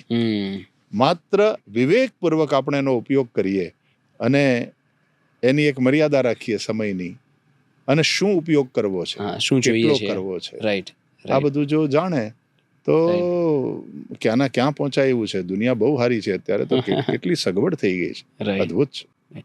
આપણા સનાતનના અમુક નિયમો કે અમુક સિદ્ધાંતો અત્યારની પેઢીને ખરેખર બહુ પ્રાસંગિક લાગે છે. જેવી રીતે કે ધ રૂલ ઓફ કર્મા, આનું પાશ્ચાત્ય પશ્ચિમીકરણ થઈ ગયું, એટલે લોકો કર્મા કે આપણે કર્મની વાત કરીએ. તો કર્મનો કોન્સેપ્ટ અત્યારના યુથને બહુ પ્રભાવિત કરે છે કે ભાઈ તમે જેવું કરો એવું તમને તમારે કર્મ ભોગવવું પડે.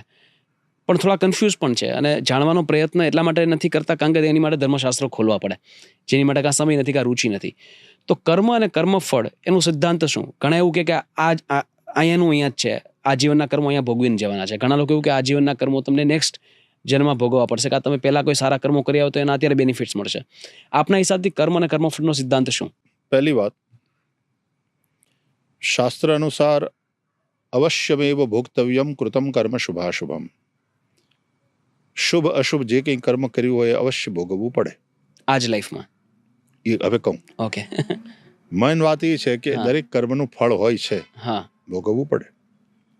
હવે કર્મના 3 પ્રકાર: કર્તવ્ય કર્મ, સંચિત કર્મ અને પ્રારબ્ધ કર્મ. હું અત્યારે જે કરી રહ્યો છું એ કર્તવ્ય કર્મ, ક્રિયમાણ કર્મ. હું અત્યારે જે કરી રહ્યો છું, હું કરી ચૂક્યો, પણ હજી મને એનું ફળ નથી મળ્યું. It will take some time. દરેક વસ્તુને પાકતા થોડી વાર લાગે, અને દરેક વસ્તુને અલગ અલગ. ભજીયા જેટલા જલ્દી તૈયાર થઈ જાય, બટેટા વડાને બનાવવામાં થોડોક સમય લાગે. કેટલાક કર્મ તુરંત ફળ આપી દે, પણ કેટલાક કર્મને પાકતા વાર લાગે, એટલે થોડા સમય પછી ફળ આપે. પણ હું કરી ચૂક્યો છું એટલે એ જમામાં પડ્યું રહે ત્યાં. સેવ કરી નાખતા હોય ને આપણે, એમ એને સંચિત કર્મ કહેવાય. સંચય કરેલો છે. હવે સંચિત કર્મ છે એનો સંચય થયો છે, એકઠા થયા છે, એમાંથી જેમ જેમ પાકતા જાય તેમ તેમ ફળ મળતું જાય. પણ મારું જીવન પૂરું થઈ ગયું, મૃત્યુ આવ્યું, અને હજી કેટલાક કર્મનું મને ફળ મળ્યું જ નથી જે મેં આ જન્મમાં કર્યા છે. બરાબર. તો કોન્સેપ્ટ એ છે કે મૃત્યુ પછી કશું જ સાથે નથી આવતું, આ કરેલા કર્મ સાથે આવે છે. કર્માનુગો ગચ્છતિ જીવ એકઃ. એ સાથે લઈને જવાનું છે. હમ. એટલે જ કહે છે ધનાની ભૌમૌ પશવશ્ચ ગોષ્ઠે ભાર્યા ગૃહદ્વારી જના સ્મશાને દેહશ્ચિતાયામ પરલોક માર્ગે કર્માનુગો ગચ્છતિ જીવ એકા. કેટલું અદ્ભુત કહ્યું છે હમ. કે આ ધન છે ને એ જમીનમાં જ પડ્યું રહી જશે. પશુ हाथी घोड़ा वो बंधे रह जाएंगे. आजकल BMW અને मर्सिडीज बेंज ये गराज में જ રહી જશે. अर्थी में ही जाते हैं. તો પછી પત્ની સાથે આવશે ક્યાં સુધી? બોલે ઘરના દરવાજા સુધી. રાઈટ. પછી સમાજના બીજા બધા લોકો રામ નામ સત્ય હે કહેતા લઈ જશે જના સ્મશાને. ક્યાં સુધી સાથે આવશે? સ્મશાન સુધી. ઓકે, પછી તો એ બધા સ્મશાનમાં મૂકીને આવતા રહે. તો આપણો દેહ ચિતા ઉપર બીજું કોઈ ચડતું નથી, દેહ જ ચડે છે, શવ. તો એ કે દેહ જેને તમે આટલો પ્રેમ કરો છો તમારા શરીરને, એ પણ સાથ આપશે તો ક્યાં સુધી? બોલે ચિતા સુધી. પછી એ બળીને રાખ થવાનું. કેટલી સરસ વાત કહી કે બાળક જન્મે ત્યારે એનું જેટલું વજન હોય ને, માણસ મરે અને પછી એને બાળી નાખે, પછી એના રાખનું વજન કરો તો એટલું જ થાય. જન્મ્યો ત્યારે જેટલું વજન હતું એટલું જ પાછું, પણ હવે રાખનો ઢગલો થઈ ગયો. પછી આગળ તો કે બીજું કોઈ નથી આવતું. કર્માનુગો ગચ્છતિ જીવ એકા. કરેલા કર્મ જ સાથે જાય. રાઈટ. અને એ કર્મને લઈને જાય એના આધારે પછી એની ડેસ્ટિની તૈયાર થાય. એને કહેવાય પ્રારબ્ધ કર્મ. અને ડેસ્ટિની અનુસાર 3 વસ્તુ નક્કી થઈ જાય. સતિકર્મ વિપાકે જાત્યાયુ ભોગાહા. જાતિ, આયુષ્ય ને ભોગ. જાતિ કયા યોનિમાં કયા મા બાપને માધ્યમથી કઈ જગ્યાએ મને જન્મ મળશે, બરાબર, આ નક્કી થઈ જાય. બરાબર. આપણે આપણા મા બાપને સિલેક્ટ કરી શકીએ નહીં. Which body I want. કોઈ એમ કીધું કે નહીં મને તો ફિમેલ બોડી જોઈએ અથવા તો મને મેલ બોડી જોઈએ? ના. કઈ યોનિમાં ક્યાં કયા મા બાપથી? પછી તો ઇન્ડિયામાં પણ જન્મે ને ક્યાંક ઝૂંપડામાં જન્મે અને કોઈક શ્રીમંતને ત્યાં જન્મે. અને જો એ મને સ્વતંત્રતા હોત તો પછી ઘણીવાર છોકરાઓ કહે ને હસતા હસતા તો સીધા અમેરિકામાં જ જન્મત. એટલે આ કઈ વિઝાની કઈ માથાકોટ ના રહે. આ H1 ની ને જે બધી તકલીફ થાય છે અત્યારે, એ બધી કઈ માથાકોટ જ ના રહે. પ્રારબ્ધ અનુસાર એ નક્કી હોય છે. વાહ. બીજું આયુષ્ય નક્કી હોય. જાતિ, આયુષ્ય. પ્રારબ્ધ અનુસાર આ જીવાત્માને કેટલા આયુષ્યની જરૂર છે એ નક્કી હોય. અને ત્રીજું ભોગાહા. ભોગમાં બંને વસ્તુ આવી જાય. કેટલા સુખ ભોગવવાનું અને કેટલું દુઃખ ભોગવવાનું, બરાબર, એ બંને આવી જાય. એટલે જાતિ, આયુષ્ય અને ભોગ, આ 3 વસ્તુ પ્રારબ્ધ અનુસાર લઈને. આપણે એમ કહે ને કે ખાલી હાથે આવે છે ને ખાલી હાથે જાય છે. સાચું છે, ભૌતિક રીતે સાચું છે, પણ એક રીતે જોઈએ તો ખાલી આવતાય નથી ને ખાલી જતાય નથી. કંઈક લઈને આવીએ છીએ. શું? તો કે પ્રારબ્ધને લઈને આવીએ છીએ અને કંઈક લઈને જઈએ. શું? પેલા કર્મો જેનું ફળ નથી મળ્યું એ બધા સાથે લઈને જઈએ છીએ. એટલે આવી એક કર્મની થિયરી. આ રીતે આ માળખું અત્યાર સુધી હું ક્યાંય પણ નથી સમજી શક્યો. એટલે જે જવાબ મારે જોઈએ છે અને જે જવાબ મારે લોકો સુધી પહોંચાડવા છે એ જ જવાબ મને મળે છે. અને ખૂબ ખૂબ આભાર કે આવી રીતે ખુલીને આપ આ જે બધા જવાબો આપો છો. હવે એક સવાલ આમાં વધારે એ થાય, એક એડ ઓન કરું કે જે નવો જન્મ થયો છે, હવે એને તો ખબર નથી કે એમને પેલાના જન્મમાં શું ખોટું કર્યું, શું સાચું કર્યું. જે ખોટું કર્યું છે એના કર્મ જે હવે ભોગવવાના આવે છે એને બિચારાને ખબર નથી. રાઈટ. તો આ અન્યાય ન લાગે કે આ તો નવું શરીર છે, નવો જીવ છે, નવું જીવન છે, નવા વિચારો છે, એને શું લેવા દેવા કે જે ખોટા કર્મો પેલા કર્યા હોય એના ફળ અત્યારે ભોગવવા પડે? Good question. આપણે ત્યાં યર એન્ડિંગ કયું છે? March, 31st March. Account 31st March and થાય. 31st માર્ચ એન્ડ થાય ને? હા. એટલે તમે એકાઉન્ટ્સ બધા ક્લોઝ કરો. હા. બેલેન્સ તો કઈ ને કઈ હોય ને. કેરી ફોરવર્ડ કરો ને એકાઉન્ટ્સ ની દ્રષ્ટિએ. હા. એ કેરી ફોરવર્ડ થાય છે. રાઈટ. અને પછી નવા વર્ષની એકાઉન્ટ્સ બુક ચાલુ કરો, બ્રોડ ફોરવર્ડ કરવું પડે છે. હા. વહી વાલા હિસાબ હે. પણ પછી ઈ વર્ષનો ધંધો કરવાની તમને સ્વતંત્રતા, ધેટ ઇઝ ફ્રી વિલ. કર્મણ્યેવાધિકારસ્તે મા ફલેષુ કદાચન, જે કહે છે ને ગીતામાં ભગવાન. હવે તું આગળનું કર. શું કરવું જોઈએ શું ન કરવું જોઈએ આ ધર્મ તને સમજાવે છે. શું કરાય શું ન કરાય કાનૂન તને સમજાવે છે. શું કરાય શું ન કરાય સમાજના નીતિ નિયમો તને કહે છે. સી, મનુષ્ય છે એ એક બુદ્ધિમાન પ્રાણી છે. આ પૃથ્વી ઉપરનું હમ. સૌથી બુદ્ધિમાન પ્રાણી. એટલે એને સુનિયંત્રિત કરવા માટે અને જીવન સુવ્યવસ્થિત ચાલે એ માટે આ 3 સત્તાઓ કામ કરે છે: હમ. રાજ્ય, સમાજ અને ધર્મ. ધર્મ. ધર્મના પાપ અને પુણ્ય, હમ. સમાજના નીતિ નિયમો, રીતિ રિવાજો, હમ. અને રાજ્ય એટલે કે સરકારના કાનૂન અને વ્યવસ્થા. હમ. આ ત્રણેય અનુસાર ચાલવું પડે ને. હમ. જે ધર્મને ન માને તો એ ઘણા સમાજને માને છે. હમ. સમાજની પણ જેને ન પડી હોય તો કાનૂનને તો માન આપવું જ પડે, માનવું જ નહીં તો પડે. સીધા પકડીને જેલમાં પનિશમેન્ટ જે હોય Right. તે થાય જ. હમ. તો ફ્રી વિલ છે, કારણ કે સ્વતંત્રતા છે, અહીંયા હમ. ફ્રીડમ છે, પણ ફ્રીડમની સાથે સાથે જવાબદારી જોડાયેલી છે. હમ. જે સ્વતંત્રતા જવાબદારી રહિત હોય એ સ્વચ્છંદતા થઈ જાય. હમ. એટલે સ્વતંત્ર હોઈએ સારી વાત, સ્વચ્છંદ હોઈએ બનીએ એ સારી વાત નહીં. હમ. એટલે ફ્રી વિલ છે. રાઈટ. ભગવાન કહે છે કૃષ્ણ ગીતામાં પણ, યથેચ્છસી તથા કુરુ, પણ મેં તને સમજાવ્યું હમ. કે શું કરવું જોઈએ, શું ના કરવું જોઈએ, શું સારું છે, શું Right. ખરાબ છે. રાઈટ. એટલે પછી પાછા નવા કર્મ કરે અને that પાછો એ વર્ષનું જે કંઈ પાછો કે આ વર્ષે આટલું કમાણા અથવા તો આ વર્ષે આટલા ખોયા, બરાબર. એ જેમ યર એન્ડિંગ આવે અને પછી જેમ સર્વૈયું કાઢીએ, બરાબર. પ્રોફિટ એન્ડ લોસ એકાઉન્ટ આપણને જે બતાવે એમ ચાલતું રહે ક્યાં સુધી, જ્યાં સુધી મુક્તિ ન થાય ત્યાં સુધી. હમ. સલ્વેશન, મોક્ષ એ કેવી રીતે થાય? હમ. ઇન્ટરેસ્ટિંગ. ઇન્ટરેસ્ટિંગ. યસ.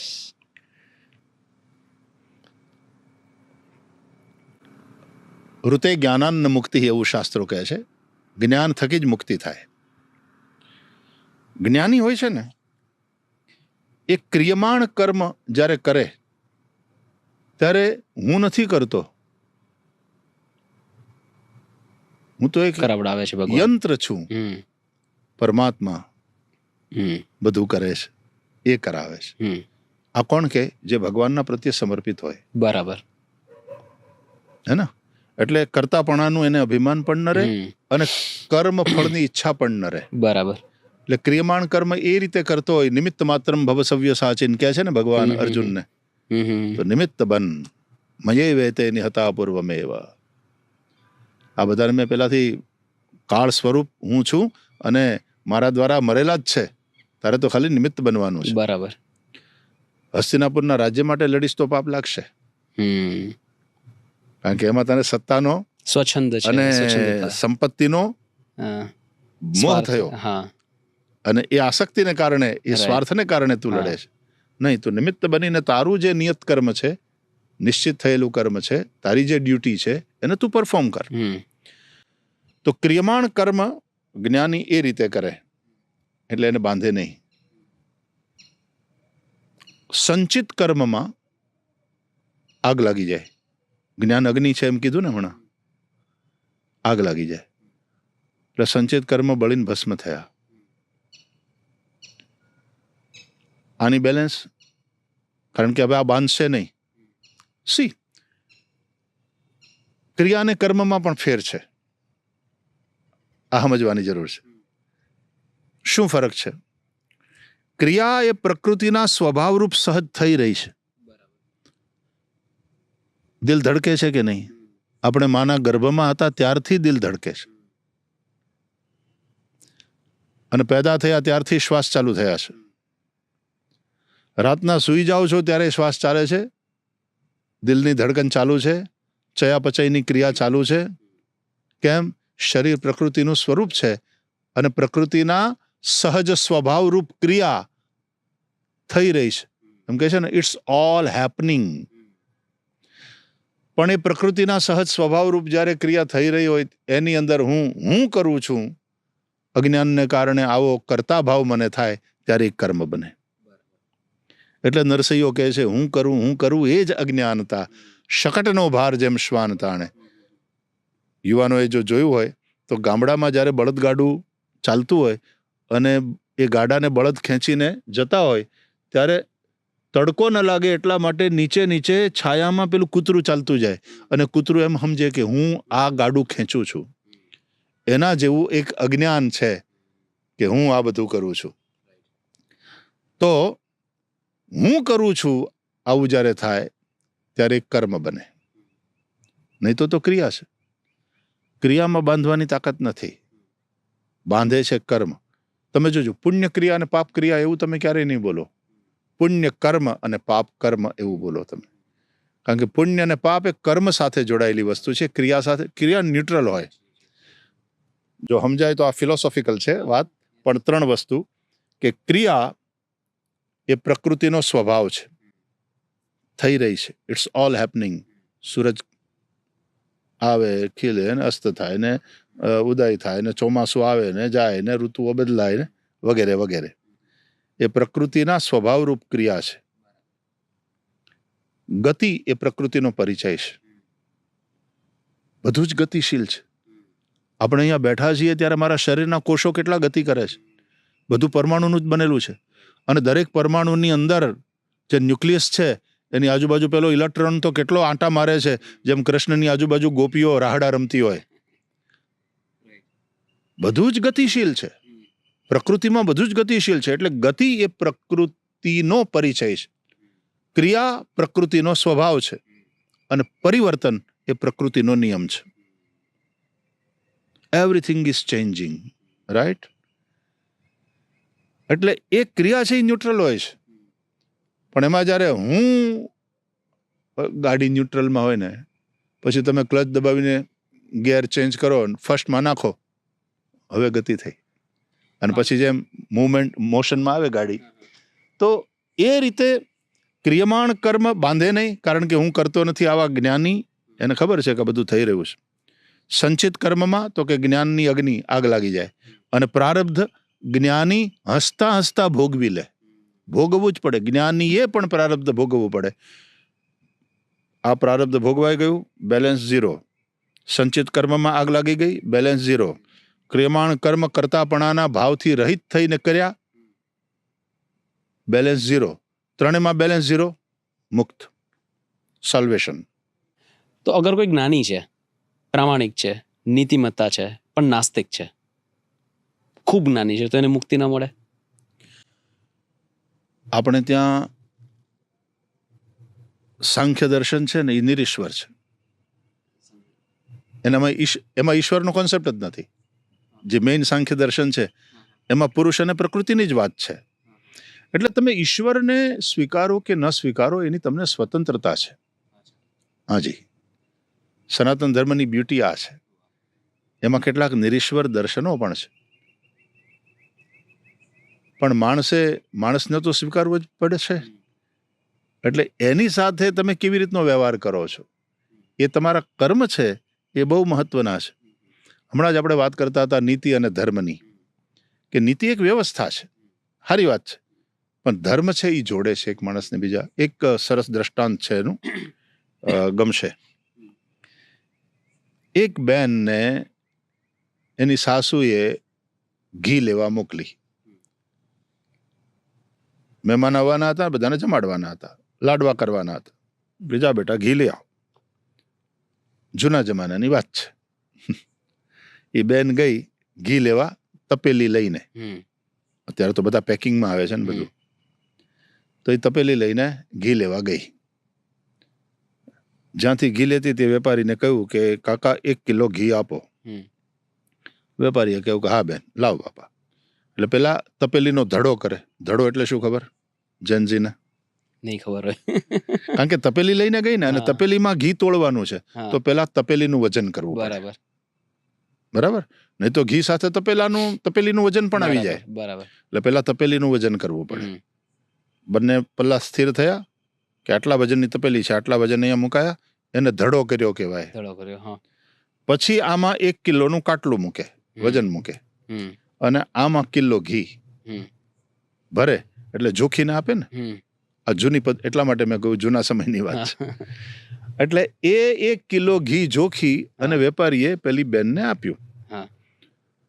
હવે એ બેને પૈસા કાઢતી હતી ને એ વેપારીને આપતી હતી 1 કિલો ઘીના પૈસા, અને આમ તપેલી પકડી અને પછી પાછું પોતાનું પાકીટ હરખું મૂકવા જાય ત્યાં એક તો ઘી થોડું ચીકણું હોય ને, તપેલી હાથમાંથી પડી અને ઘી ઢોળાઈ ગયું બજારમાં.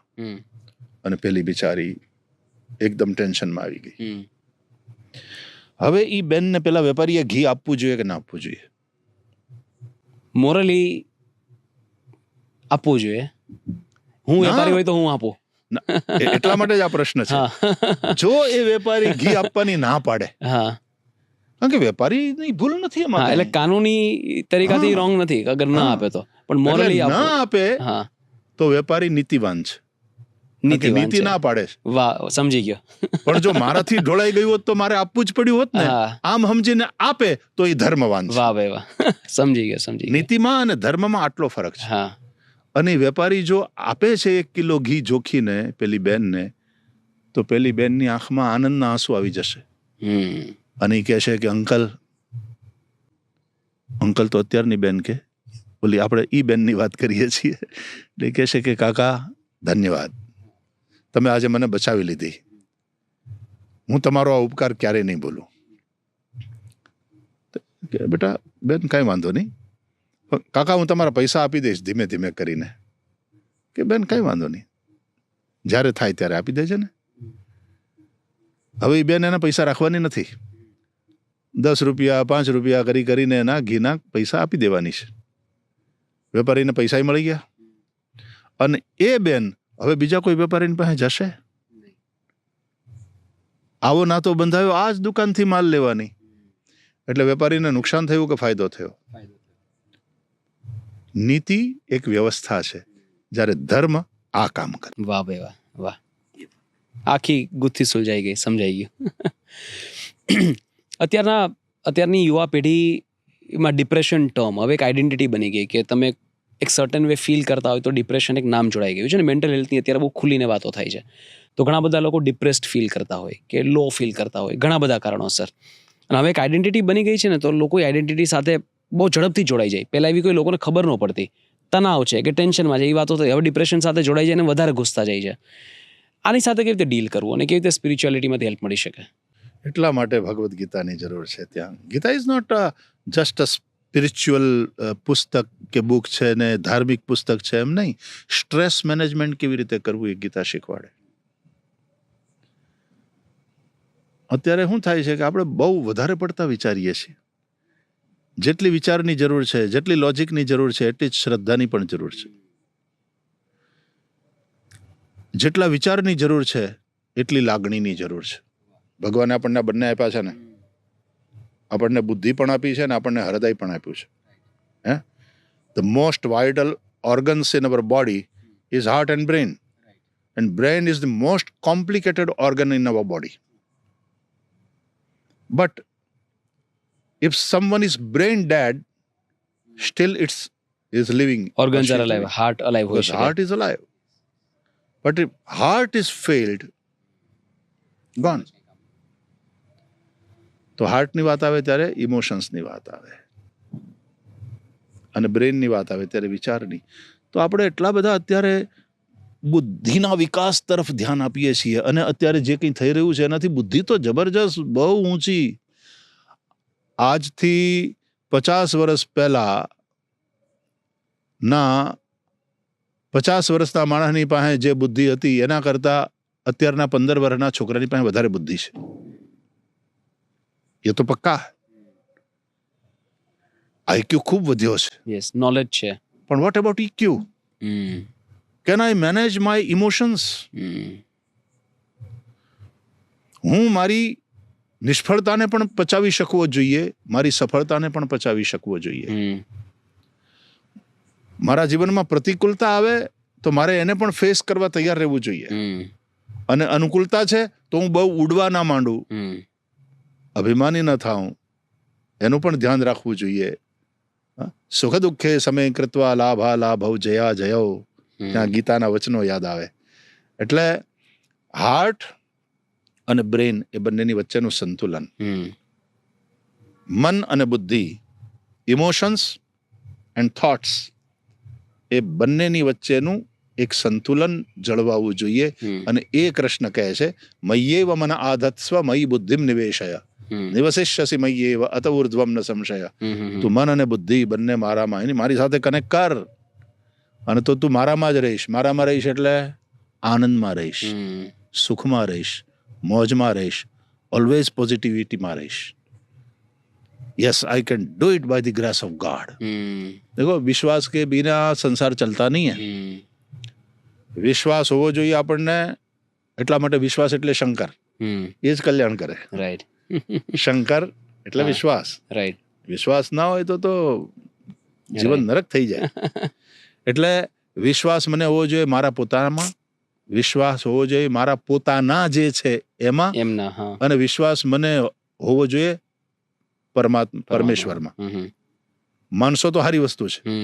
હું એકવાર વિદેશમાં ક્યાંક હતો અને મેં કોઈ ચર્ચની બહાર એક બોર્ડ ઉપર લખેલું જોયું, I don't question your existence God. ભગવાન કહે છે ઇન્સાન, I do not question your existence, why do you question mine, I believe in you. અને એટલા માટે આપણા માટે બધી વ્યવસ્થા કરે છે. If we don't believe him, it's okay. Right. He don't mind, he doesn't mind. એટલે જ તો આપણને પ્રકાશ આપે છે, સૂર્યનો આ તે બધું જ. આ કઈ આપણે લઈને તો આવ્યા નથી. સાચી વાત છે. એની આપેલી નાસ્તિક તમે એને કુદરત કહો કે ઈશ્વર કહો, વોટએવર, રાઈટ, જે નામથી તમે એને પુકારો, પણ ઉપરવાળામાં વિશ્વાસ. તો પોતાની અંદર વિશ્વાસ, એને આપણે કહીએ છીએ કોન્ફિડન્સ. આઈ એમ કોન્ફિડન્ટ. પોતાના હોય, પછી મિત્રો હોય કે ફેમિલી હોય, એની અંદર વિશ્વાસ, એને આપણે કહીએ છીએ ટ્રસ્ટ. અને પરમેશ્વરમાં વિશ્વાસ, એને આપણે કહીએ છીએ ફેથ. આ 3 શબ્દ છે: કોન્ફિડન્સ, ટ્રસ્ટ એન્ડ ફેથ. વિશ્વાસના જ આ 3 સ્વરૂપ છે. પણ એ વિશ્વાસ એ મને ટકાવી રાખે છે. એ વિશ્વાસ હોય ત્યારે હું ઓલવેઝ પોઝિટિવ હું. બધું સારું જ થવાનું છે પક્કા. I can do it by the grace of God. અને મારી પાસે આટલી સરસ સપોર્ટ સિસ્ટમ છે. અને એની સાથે સાથે હું સફળ થાઉં તો છકીને ઉડવા ના માંડું, અને નિષ્ફળ થાઉં તો ડગી ન જાઉં.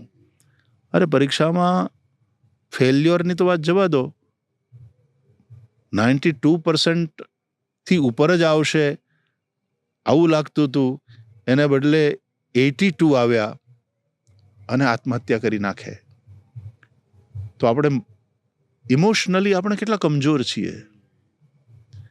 એટલે આ બંને રીતે સ્ટ્રોંગ થવું પડે. આઈક્યુ અને ઇક્યુ એ બંનેની જરૂર છે. કોઈ એક જ અંગનો વધારે વિકાસ થશે અને એક અંગ વિકાસ વગરનો રહી જશે, problem, that creates big problem. અને અત્યારે એ થઈ રહ્યું છે. બહુ સાચી વાત છે. અને આ મને એવું લાગે છે કે સોશિયલ મીડિયાનો જે ઉપદ્રવ શબ્દનો ઉપયોગ કરીશ, કારણ કે સોશિયલ મીડિયામાં ઘણું બધું કોન્ટેન્ટ એવું આવે છે, અને અત્યારની જે યુવા પેઢી છે જેને હજી એ વિવેક નથી કે આમાંથી શું મારા માટે છે, શું નથી. કંઈક મેં વાંચ્યું છાપામાં કે કોરિયન ગેમ રમતા આત્મહત્યા. અને કેવું હે ભગવાન, 3 બહેનો, રાઈટ, અને દે કમિટેડ સુસાઇડ. યસ, ભગવાન. ફ્રાન્સમાં 15 વર્ષથી નાના બાળકો, 16 વર્ષથી નાના બાળકો માટે સોશિયલ મીડિયા બેન કરવાની અત્યારે વાત ચાલે છે. ઓસ્ટ્રેલિયા ઓલરેડી કરી દીધું. તો હવે એ વિવેક બાળકોને તો નથી. કેવી રીતે આ જે ઉપદ્રવ વધતો જાય છે અને આ જે લોકો એમાં ખેંચાતા જાય છે, જે યુવા પેઢી, કેવી રીતે આને અટકાવી શકે? આનું કરેક્શન શું કોના હાથમાં છે? સામાજિક, પારિવારિક અને કાનૂન, એ બધાની સાથે સાથે આઈ થિંક નિશાળથી જ આપણે ટાઈમ મેનેજમેન્ટ ને વોટર મેનેજમેન્ટ ને સ્ટ્રેસ મેનેજમેન્ટ ને આ બધું શીખવાડવું પડશે. હવે પછીનું સિલેબસ આખું જુદું હશે. હવે ખાલી ઓલું ગણિત જે અત્યાર સુધી શીખવાડતા હતા એ જ, ઇતિહાસ જ શીખવાડતા હતા એ જ શીખવાડ્યા કરશો તો એનાથી ચાલવાનું નથી. રાઈટ. કે એલ્જેબ્રિક ના પેલું આ ભણ્યા ના, આમાં આટલા માર્ક આવ્યા ના. પરીક્ષાની પદ્ધતિ બદલાઈ જવાની અને બદલવી પડશે. કેરિક્યુલમ ટોટલ ચેન્જ કરવું પડશે. It's a new world. અને નવી પેઢી એની નવી દુનિયામાં જ્યારે જીવે છે ત્યારે બધું જ નવેસરથી વિચારવું પડશે. એટલે આજે લઈ આવ્યા છીએ, કંઈ જવાનું તો છે નહીં. નેટ પણ રહેવાનું, ઇન્ટરનેટ રહેશે, મોબાઈલ ફોન રહેશે, સોશિયલ મીડિયા રહેશે, એઆઈ આવી ગયું છે હવે. એઆઈ આવી ગયું છે અને આર્ટિફિશિયલ ઇન્ટેલિજન્સ તો ક્યારેક તો આમ ડર પણ લાગે એવું છે કે બહુ સ્કેરી છે. એટલે એની જે નીતિમત્તાને કેટલા સાયબર ક્રાઇમ્સ કેટલા બધા વધ્યા છે. ત્યારે હવે બાળક હોય ને ત્યારથી જ આ બધું એને શીખવાડવું પડશે. વિવેક શીખવાડવો જરૂરી છે વિવેક શીખવાડવું કે શું સાચું શું ખોટું, શું તમારા માટે ને શું નથી, એ શીખવાડવું ખૂબ જરૂરી. બાકી તો સ્માર્ટ છે બાળકો. આમ સાપ હોય તો શોધી લેશે. બાળક હોય તો તે ડરીને પાછું આવતું રહેશે હા, કે મને નુકસાન પહોંચાડશે. એ પ્રકૃતિ છે. એ જેમ પ્રકૃતિ એમ એમાં ખબર પડવી જોઈએ કે આ મને નુકસાન પહોંચાડશે, હા, રાઈટ એનાથી દૂર રહું. Right right. હવે શ્રીમદ ભગવદ્ ગીતાના શ્લોકનો ઉલ્લેખ કર્યો. મારું એવું માનવું છે કે જીવનની બધી સમસ્યાઓના સમાધાન આ એક ગ્રંથમાંથી કોઈને પણ મળી જાય, પણ એક ફેથ, વિશ્વાસ હોવો ખૂબ જરૂરી છે કે જે કાંઈ થાય છે એમની ઈચ્છાથી થાય છે. લોકોમાં ટ્રસ્ટ પણ છે, કોન્ફિડન્સ પણ છે, પણ આ ફેથ જે પાર્ટ છે ને મિસિંગ છે. હવે ફેથ ધીરે ધીરે કલ્ટિવેટ થાય, એક સાથે ના આવે, ક્યાંકથી શરૂઆત કરવી પડે. લોકો શરૂઆત નથી કરી શકતા, કદાચ એટલા માટે કે વાંચ્યું નથી, અને કદાચ એટલા માટે નથી વાંચ્યું કે કોમ્પ્લિકેટેડ લાગે છે. તો શરૂઆત કેવી રીતે કરે કોઈ? કોમ્પ્લિકેટેડ ઘણીવાર આપણે બનાવી દઈએ છીએ, બાકી એકચ્યુઅલી છે નહીં. પણ ક્યાંક ને ક્યાંક વાંચવું પડશે, ક્યાંક ને ક્યાંક સારા માણસોને સાંભળવા પડશે. તમને જ્યાં સમજાય અથવા તો તમારા દિલને ટચ કરે એવી વાત હોય ત્યાં જાઓ, ઇન્ટરેક્ટ કરો, પૂછો. પૂછતા નર પંડિત. એટલા માટે મેં કહ્યું કે એક દિવસનું ફાસ્ટિંગ અઠવાડિયામાં અને તે દિવસ વાંચવા માટે વાંચો. એને લગતા જે કોમેન્ટ્રીઝ હોય, ગીતાને લગતી કોમેન્ટ્રીઝ હોય તો એ વાંચો, અથવા તો એને લગતા પ્રવચનો હોય તે સાંભળો. ત્યાં જ ક્વેશ્ચન આન્સર કરો, અને જેમ જેમ એમાં જતા રહેશો તેમ તેમ એમાં વધારે ને વધારે રસ પડતો જશે. એટલે પછી ફેથ એ પ્રગટ થાય છે. એ પરાણે બનાવવામાં નથી આવતો, એ કલ્ટિવેટ ધીરે ધીરે થાય. કલ્ટિવેટ થાય ધીરે ધીરે ધીરે. પણ એની શરૂઆત ક્યાંકથી તો કરવી પડશે. Nothing comes out of nothing. Somewhere we have to start.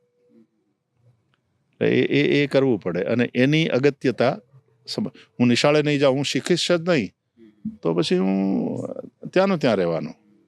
શ્વાસ તો લેતો હોઈશ પણ શીખવું પડે. એમ ક્યાંકથી. એટલા માટે બેનું સત્સંગ અને હરિકથા એવું કહ્યું. તો એ કલ્ટિવેટ કરવા માટે થઈને શરૂઆત ક્યાંકથી કરવી પડે. રાઈટ. જો શિક્ષણની વાત કરીએ તો આધુનિક જે જગત છે એ પણ જાણવું ખૂબ જરૂરી છે. Artificial intelligence, robotics, quantum computing હવે આવી ગયું છે, તો આ બધું પણ શીખવું જરૂરી છે. At the same time faith અને લોકો ડિપ્રેશનમાં ન જતા રહે કે નાની નાની વાતોથી વિચલિત ન થઈ જાય, એની માટે સ્પિરિચ્યુઆલિટી કે આધ્યાત્મ પણ જાણવું જરૂરી છે. હવે આ બંનેને સાથે લાવવા કોઈ કરિક્યુલમમાં, એ મને એવું લાગે છે કે ડિફિકલ્ટ છે. કેવી રીતે કરી શકાય? આપ શિક્ષણને કે તમે શિક્ષક પણ છો અને સાંદીપની વિદ્યાનિકેતનમાં જે પ્રાચીન ગુરુ શિષ્ય પરંપરાના હિસાબથી બાળકોને ભણાવો પણ છો, તો એમને આધુનિકતા કેવી રીતે શીખવાડવી? ને જે બાળકોને ખાલી આધુનિકતાનું જ એક્સપોઝર છે અને આધ્યાત્મનું એક્સપોઝર નથી, એમને એક્સપોઝર કેવી રીતે આપવું? આ બ્રિજ કેવી રીતે બનાવો? મારા મોબાઈલને હું ચાર્જ કરું એ જરૂરી છે. 24 કલાક ચાર્જમાં નથી મૂકતો હું. અડધો કલાકમાં થઈ જાય, પછી હું એને 24 કલાક વાપરું. એમ ક્યાંક મારે થોડું મેડિટેશન, થોડું યોગ, મારી જાતને ચાર્જ કરવી પડે. અને એ શરૂઆતથી શીખવાડવું પડશે, એ નિયમમાં લઈ આવવું પડે.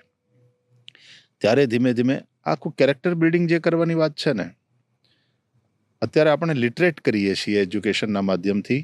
કેરેક્ટર બિલ્ડિંગ સમાવ નથી થઈ રહ્યું. We live in our emotions, we live in our thoughts,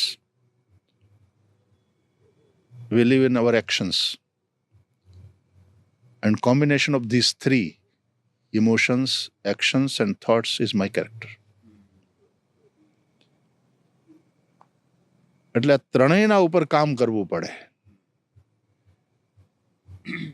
આપણી પ્રાચીન ગુરુકુળ પદ્ધતિ હતી ને, એની અંદર આ વસ્તુ ઉપર ધ્યાન અપાતું હતું.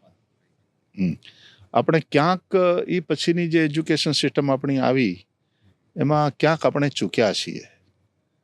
એટલે પરિણામે પેલા ઇમોશન્સ મેં કહ્યું ને, એને જે રીતે સ્ટ્રોંગ કરવા જોઈએ, એને તંદુરસ્ત રાખવા જોઈએ, એની મેચ્યોરિટી જે રીતની હોવી જોઈએ, એમાં ક્યાંક પાછા પડીએ છીએ અને પરિણામે ડિપ્રેશનનો ભોગ બની જાય છે. એટલે બુદ્ધિ જબરજસ્ત કામ કરે છે, પણ ઓલી નબળાઈને કારણે કંઈ કરી શકતા નથી. એટલે હૃદયનો અને બુદ્ધિનો એ બંનેનો સમ્યક વિકાસ અને પ્લસ શરીરનો, વિવેકાનંદ કહેતા ને કે મજબૂત શરીરમાં જ તે મજબૂત આત્મા કે મજબૂત મન નિવાસ કરે છે. સ્પોર્ટ્સ પ્રત્યેની અભિરુચિ ઓછી, બહાર રમવા જવાનું, દોડવાનું. અમારા સમયમાં અમે નાના હતા કેટલું દોડતા હતા, ચાલતા જ નહોતા, દોડતા હતા જ. ઘરે ઓછું રહેતા હતા અને ઘરની બહાર વધારે રહેતા હતા. રૂમમાં ઓછું રહેતા હતા, એ તો માંડ માંડ જ્યારે સુવાનું હોય ત્યારે જઈએ. એટલે ફિઝિકલ ફિટનેસ, ઇમોશનલ ફિટનેસ અને ઇન્ટેલેક્ચ્યુઅલ ફિટનેસ, એ ત્રણેયની જરૂર. તો કંઈક એજ્યુકેશન સિસ્ટમ એ રીતની કરવી પડે કે આ ત્રણેય રીતે છોકરાઓ મજબૂત થાય. અને સ્પિરિચ્યુઆલિટીની વધારે સાચી વાત જરૂર છે, બહુ પડવાની, સાચી વાત છે. કારણ કે જે Right. રીતની દુનિયામાં માણસ જીવતો હશે ત્યાં એણે આ ઇમોશન્સને, વિચારોને, આ બધાને બેલેન્સ કરીને એની સોશિયલ લાઈફને, એની ફેમિલી લાઈફને બધાને બેલેન્સ કરવા માટે થઈને આ સ્પિરિચ્યુઆલિટીની વધારે જરૂર પડશે. એટલે Right. એ સારી વાત છે કે રિચ્યુઅલ્સમાં ભલે બહુ ના હોય પણ સ્પિરિચ્યુઅલ રાઈટ દુનિયાને રાઈટ માને છે અને એનું મહત્વ જેન ઝી સમજે છે. સમજે છે. બહુ અચ્છી બાત. Yes yes. ના મારું એવું માનવું છે કે અલગ અલગ રૂપમાં, અલગ અલગ રીતે, અલગ અલગ માધ્યમથી સનાતન શાશ્વત છે, લોકો સુધી પહોંચવાનો જ છે. એટલે અત્યારના જેન્ઝી નથી માનતા એવું નથી, એ લોકોને લોજિક જોઈએ. તમે એકવાર લોજિક એસ્ટાબ્લિશ કરો તો Exactly. કદાચ આપણા કરતાં પણ વધારે એક્ઝેક્ટલી. I agree. કમિટમેન્ટથી લોકો ફોલો કરશે. Yes, I agree. સાચી વાત છે. ટેકનોલોજીમાં એક કોન્સેપ્ટ છે પૂજ્યશ્રી, લો ઓફ એક્સપોનેન્શિયલ રિટર્ન્સ, કે ટેકનોલોજી, માણસ 5 વર્ષમાં જેટલો આગળ વધે ને, ટેકનોલોજી એ 5 વર્ષમાં 50 વર્ષનું અંતર કાપી લે છે, એવી રીતે. અને એક બીજો કોન્સેપ્ટ છે લો ઓફ કમ્પાઉન્ડિંગ, કે સારી કે ખરાબ વસ્તુ જે થતી જાય ભેગી થતી જાય. તો દુનિયા 3 વાર આઈસ એજમાંથી નીકળી. એનો મતલબ એવો નથી કે અચાનક દુનિયા જામી ગઈ. For thousands of years summers became colder, winters became more colder, તો બરફ જામતો ગયો. એમ અત્યારે એ ભવિષ્ય બહુ ધૂંધળું દેખાય છે. ગ્લોબલ વોર્મિંગ, જે હિસાબથી પ્રદૂષણ થાય છે, એર ક્વોલિટી ઇન્ડેક્સ આપણે ઇન્ડિયાના મોટાભાગના સિટીઝની બહુ ખરાબ છે. અને એના વિશે અનફોર્ચ્યુનેટલી કોઈ વિચારી નથી રહ્યું, કે કોઈ એ દિશામાં કન્સ્ટ્રક્ટિવ વેમાં કામ નથી કરી રહ્યું. અને આપની જે હમણાં જે કથા થઈ રહી છે, પ્રાણ અને પ્રકૃતિનો જે કોન્સેપ્ટ છે, તો કેવી રીતે આપણે પ્રકૃતિને ફરી પાછી કે કેવી રીતે આ કરેક્શન કેવી રીતે કરી શકીએ, કેવી રીતે લોકોને પ્રકૃતિ પ્રત્યે પ્રેમ જગાવી શકીએ? બહુ સાચી વાત છે. અને આ પ્રકૃતિ પ્રેમ ભાગવત કથા જરા જુદા રંગ ઢંગથી અને જુદા વિષયને લઈને થઈ રહી છે, પણ ભાગવતમાં પણ આ બધું છે જ. મેં લોકોની સાથે શેર કર્યું કે I was travelling abroad and up in the air I was reading some magazine, અને એમાં એક આર્ટિકલ હતો આને માટે થઈને, ગ્લોબલ વોર્મિંગ માટે. અને પછી એમાં લખ્યું હતું, 2-3 ઇન્ટરેસ્ટિંગ ફેક્ટ્સ હતા, એ શેર કરવા માંગુ છું. વધતા ગ્લોબલ વોર્મિંગના અનેક કારણોમાંનું એક કારણ હતું તૂટતી કુટુંબ વ્યવસ્થા. Very interesting. મારું ધ્યાન ગયું, મેં કીધું આ કેવી રીતે? તો કે જો પહેલા આપણે એક રૂમમાં બધા રહેતા હતા સાથે, એક ટ્યુબલાઇટની નીચે 4 ભાઈઓ ભણતા હતા, પાસ થઈ જતા હતા. મહેમાન આવે તો એ સચવાતા હતા. હવે ડેવલપમેન્ટ થયું, આપણા ઘર મોટા થયા, આપણી પાસે આપણા પોતાના બેડરૂમ છે, અને એક બેડરૂમમાં ઘણી બધી લાઇટ્સ છે. નવા મકાન બનતા ગયા, કુટુંબ જુદા પડતા ગયા, નવા મકાનોની જરૂર પડી, એટલી ઇલેક્ટ્રિસિટીની જરૂર પડી, એટલી વોટરની જરૂર પડી. એટલે કુદરતના બધા સંસાધનોને આપણે એક્સપ્લોઇટ કર્યા, આપણે વાપર્યા. કુદરત ઉપર આટલું વજન આવ્યું ને. તો એ જે તૂટતી કુટુંબ વ્યવસ્થા છે, એણે આને પણ નુકસાન કર્યું છે, પ્રકૃતિને અને પર્યાવરણને પણ. માણસ એકલો પડતો ગયો, પછી એની પાસે કોઈ સપોર્ટ સિસ્ટમ ન રહી, એ બીજી સમસ્યા થઈ. ઓલા તો સાથે રહેતા હતા તો થોડી સ્વતંત્રતા ઓફકોર્સ કોમ્પ્રોમાઇઝ થતી હતી, પણ પેલા બંને પિક્ચર જોવા જવું હોય તો એના બાળકને પેલા મોટા ભાઈ અને એની પત્ની સંભાળી લેતા હતા, અથવા તો સાસુ સસરા સંભાળી લેતા હતા. બંને અત્યારે જોબ કરે છે તો એના બાળકોને દાદા દાદી સારી રીતે સંભાળી લેતા હતા, અને પાછા હરખી રીતે વાર્તા સંભળાવીને એની રીતે સાચવી લેતા હતા. હવે ઘણા બધા પ્રકારના ઇસ્યુઝ વધ્યા છે ન્યુક્લિયર ફેમિલીમાં રહેતા. બીજી એક મહત્વની વાત, આ બધું જ ચર્ચા કર્યા પછી એમાં છેલ્લે લખ્યું હતું કે જો આને આ સ્થિતિ રહી તો 50 વર્ષ પછી આ દુનિયા જીવવા જેવી નહીં રહે. અને પછી સાથે સાથે લખ્યું કે સપોઝ કે માનવ નામની જાત આ પૃથ્વી ઉપર નથી એમ માની લો, હો. બીજા બધા જીવો રહે, હમ, હમ, હમ. પણ માનવ નામનું એનિમલ પ્રાણી આ પ્લાનેટ અર્થ ઉપર નથી, હમ. તો 50 વર્ષ પછી દુનિયા પાછી જેવી હતી તેવી એવી રીતે થઈ થઈ જાય, જશે. રાઈટ. એટલે માણસ જ દૂષણ છે ને માણસ જ સાચી ભૂષણ વાત છે. છે, સાચી વાત છે. આપણા વેદોમાં અને આપણા પુરાણોમાં પ્રકૃતિના પૂજનની વાત છે. પ્રકૃતિના શું ગુણગાન ગાયા છે આ કથામાં. એટલા માટે એનો હું સ્વાધ્યાય કરું છું ને એ શેર કરું છું. વિદ્વાન બ્રાહ્મણો દ્વારા તે સૂક્તો, પછી પૃથ્વી સૂક્ત હોય, એ જલ સૂક્ત, વરુણ સૂક્ત હોય, એ અગ્નિ સૂક્ત હોય, એ વાયુ સૂક્ત હોય, એના બધા મંત્રો જે વેદોમાં છે એનું ગાયન કરાવું છું. અને પછી એના અર્થો, અને એને ભાગવતમાં ક્યાં પ્રતિબિંબિત થાય છે એ કથાઓને એ જગ્યાઓ. આ કૃષ્ણ કાળીનાગ ના થયો એ શું છે? એ જળ તત્વની શુદ્ધિ છે. પોલ્યુટેડ વોટર એની શુદ્ધિ. વિલોક્ય દૂષિતામ કૃષ્ણામ કૃષ્ણ કૃષ્ણાહિના વિભુઃ. આ કવિતા છે વ્યાસજીની. એમાં 3 જગ્યાએ કૃષ્ણ શબ્દ આવે છે. વિલોક્ય દૂષિતામ કૃષ્ણામ, કૃષ્ણામ એટલે યમુના, એ કાળી હતી ને, એના જળ જરા શ્યામ હતા. કૃષ્ણ એટલે શ્રી કૃષ્ણ ભગવાન, અને કૃષ્ણાહી એટલે કાલીનાગ. તો કાલીનાગથી દૂષિત પ્રદૂષિત થયેલી કૃષ્ણ એટલે યમુનાને જોઈને કૃષ્ણ એને વિશુદ્ધ કરવા માટે થઈને તૈયાર થયા. તો યમુનાની અંદર કાલીનાગને નાથવો. આ કાલીનાગ એટલે શું? આજની ભાષામાં કહું તો ઉદ્યોગો, નગર નિકાયો, જેની ગંદી નાલીઓ નદીઓમાં જાય છે. ઉદ્યોગો બધા નિયમ અને બધું બન્યું હોવા છતાં માનતા નથી અને પોતાનો કચરો નદીઓમાં અથવા તો સમુદ્રમાં ઠાલવે છે. એ કાલીનાગ છે. તો શું કાલીનાગને મારી નાખવાનો?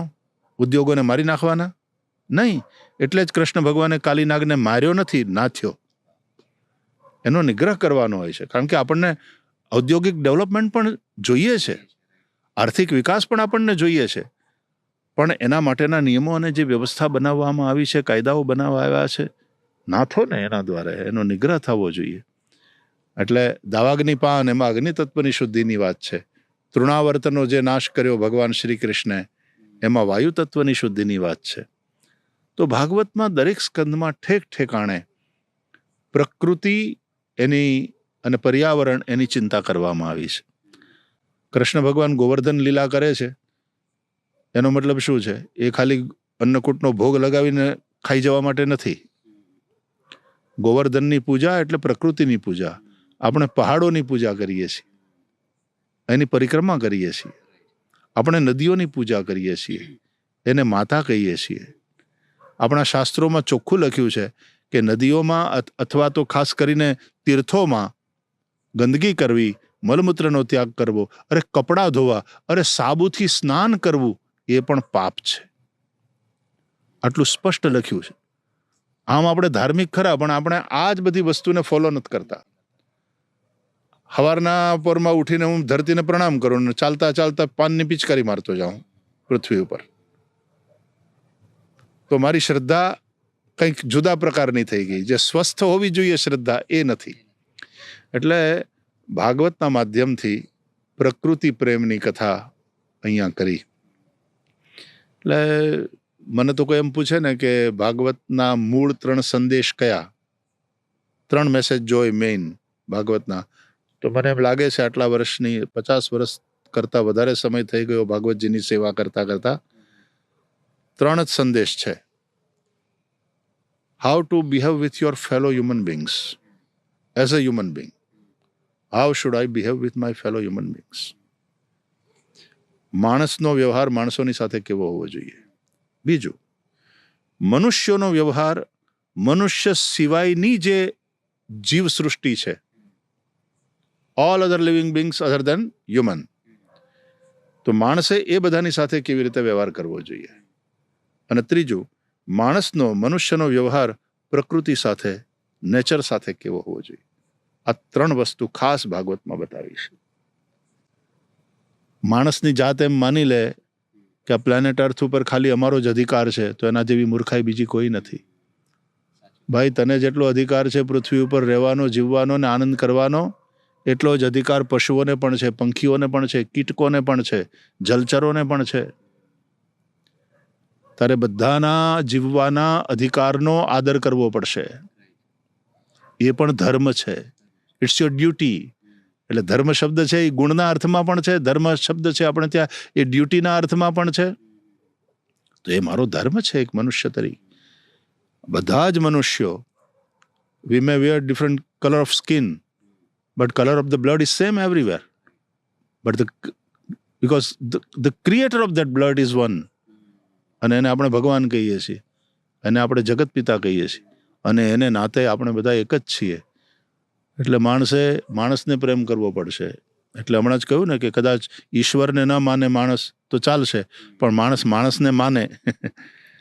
માણસ ઈશ્વરને કદાચ પ્રેમ નહીં કરતો હોય, ભક્તિ નહીં કરતો હોય, પણ માણસને પ્રેમ કરવો રહ્યો. તો એ કેવી રીતે કરવાનું એ બતાવે છે ભાગવત. અને બીજા બધા જીવજંતુ પ્રાણી પ્રત્યે દયા રાખવાની, પ્રેમ, દયા. એટલા માટે અહિંસાની વાત આવી. દ્રષ્ટિપૂતમ ન્યસેત પાદમ. ચાલતો હોય તો પણ મારા પગની નીચે કીડા મંકોડા કેચડાઈ ન જાય એવું ધ્યાન રાખીને એ કરે.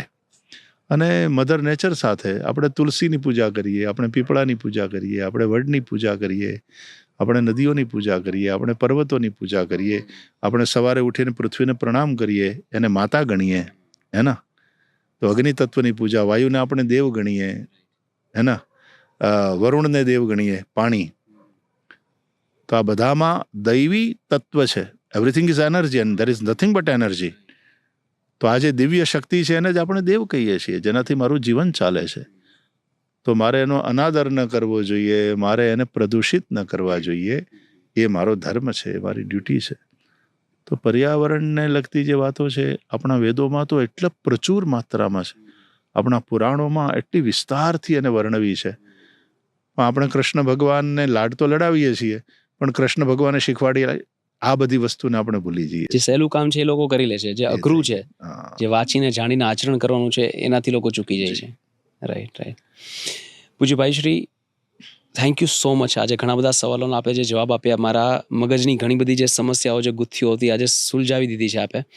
ઘણા બધા એવા પ્રશ્નો હતા કે જેના જવાબો હું ક્યાંક શોધતો હતો, પણ અહીંયા મને શાંતિ મળી છે એ જવાબોના, એ સવાલોના જવાબોથી. અને આજે શિષ્ય તરીકે હું આવ્યો તો કંઈ શીખવા માટે, અને ઘણું બધું શીખીને જાઉં છું. અને ખૂબ ખૂબ આભાર કે તમે મારા દરેક સવાલનો ખુલીને જવાબ આપ્યો. આ રીતે શેર કરતા કરતા ક્યારેક કોઈક તાળું ખુલી જાય અને ક્યારેક બધા તાળા ના પણ ખુલે, પણ ચાલુ રાખીએ પ્રયાસ તો ધીમે ધીમે બધા તાળા ખુલતા જાય ને આપણને જવાબ આપણા જડતા જાય. અને એટલા માટે સંવાદ જરૂરી છે. એટલા માટે સંવાદ, ઘરના સાથે સંવાદ કરીએ, મા બાપ સાથે સંવાદ કરીએ, મિત્રો સાથે સંવાદ કરીએ, પાડોશી સાથે સંવાદ કરીએ, ગુરુ સાથે, સ્પિરિચ્યુઅલ માસ્ટર સાથે સંવાદ કરીએ, આપણા શિક્ષકો સાથે સંવાદ બહુ જરૂરી છે. ગીતા છે એ પણ સંવાદ છે. યસ, એ સમયમાં થયેલું પોડકાસ્ટ છે. વાહ, અચ્છા. આઈ enjoyed. Thank you so much. Thank you.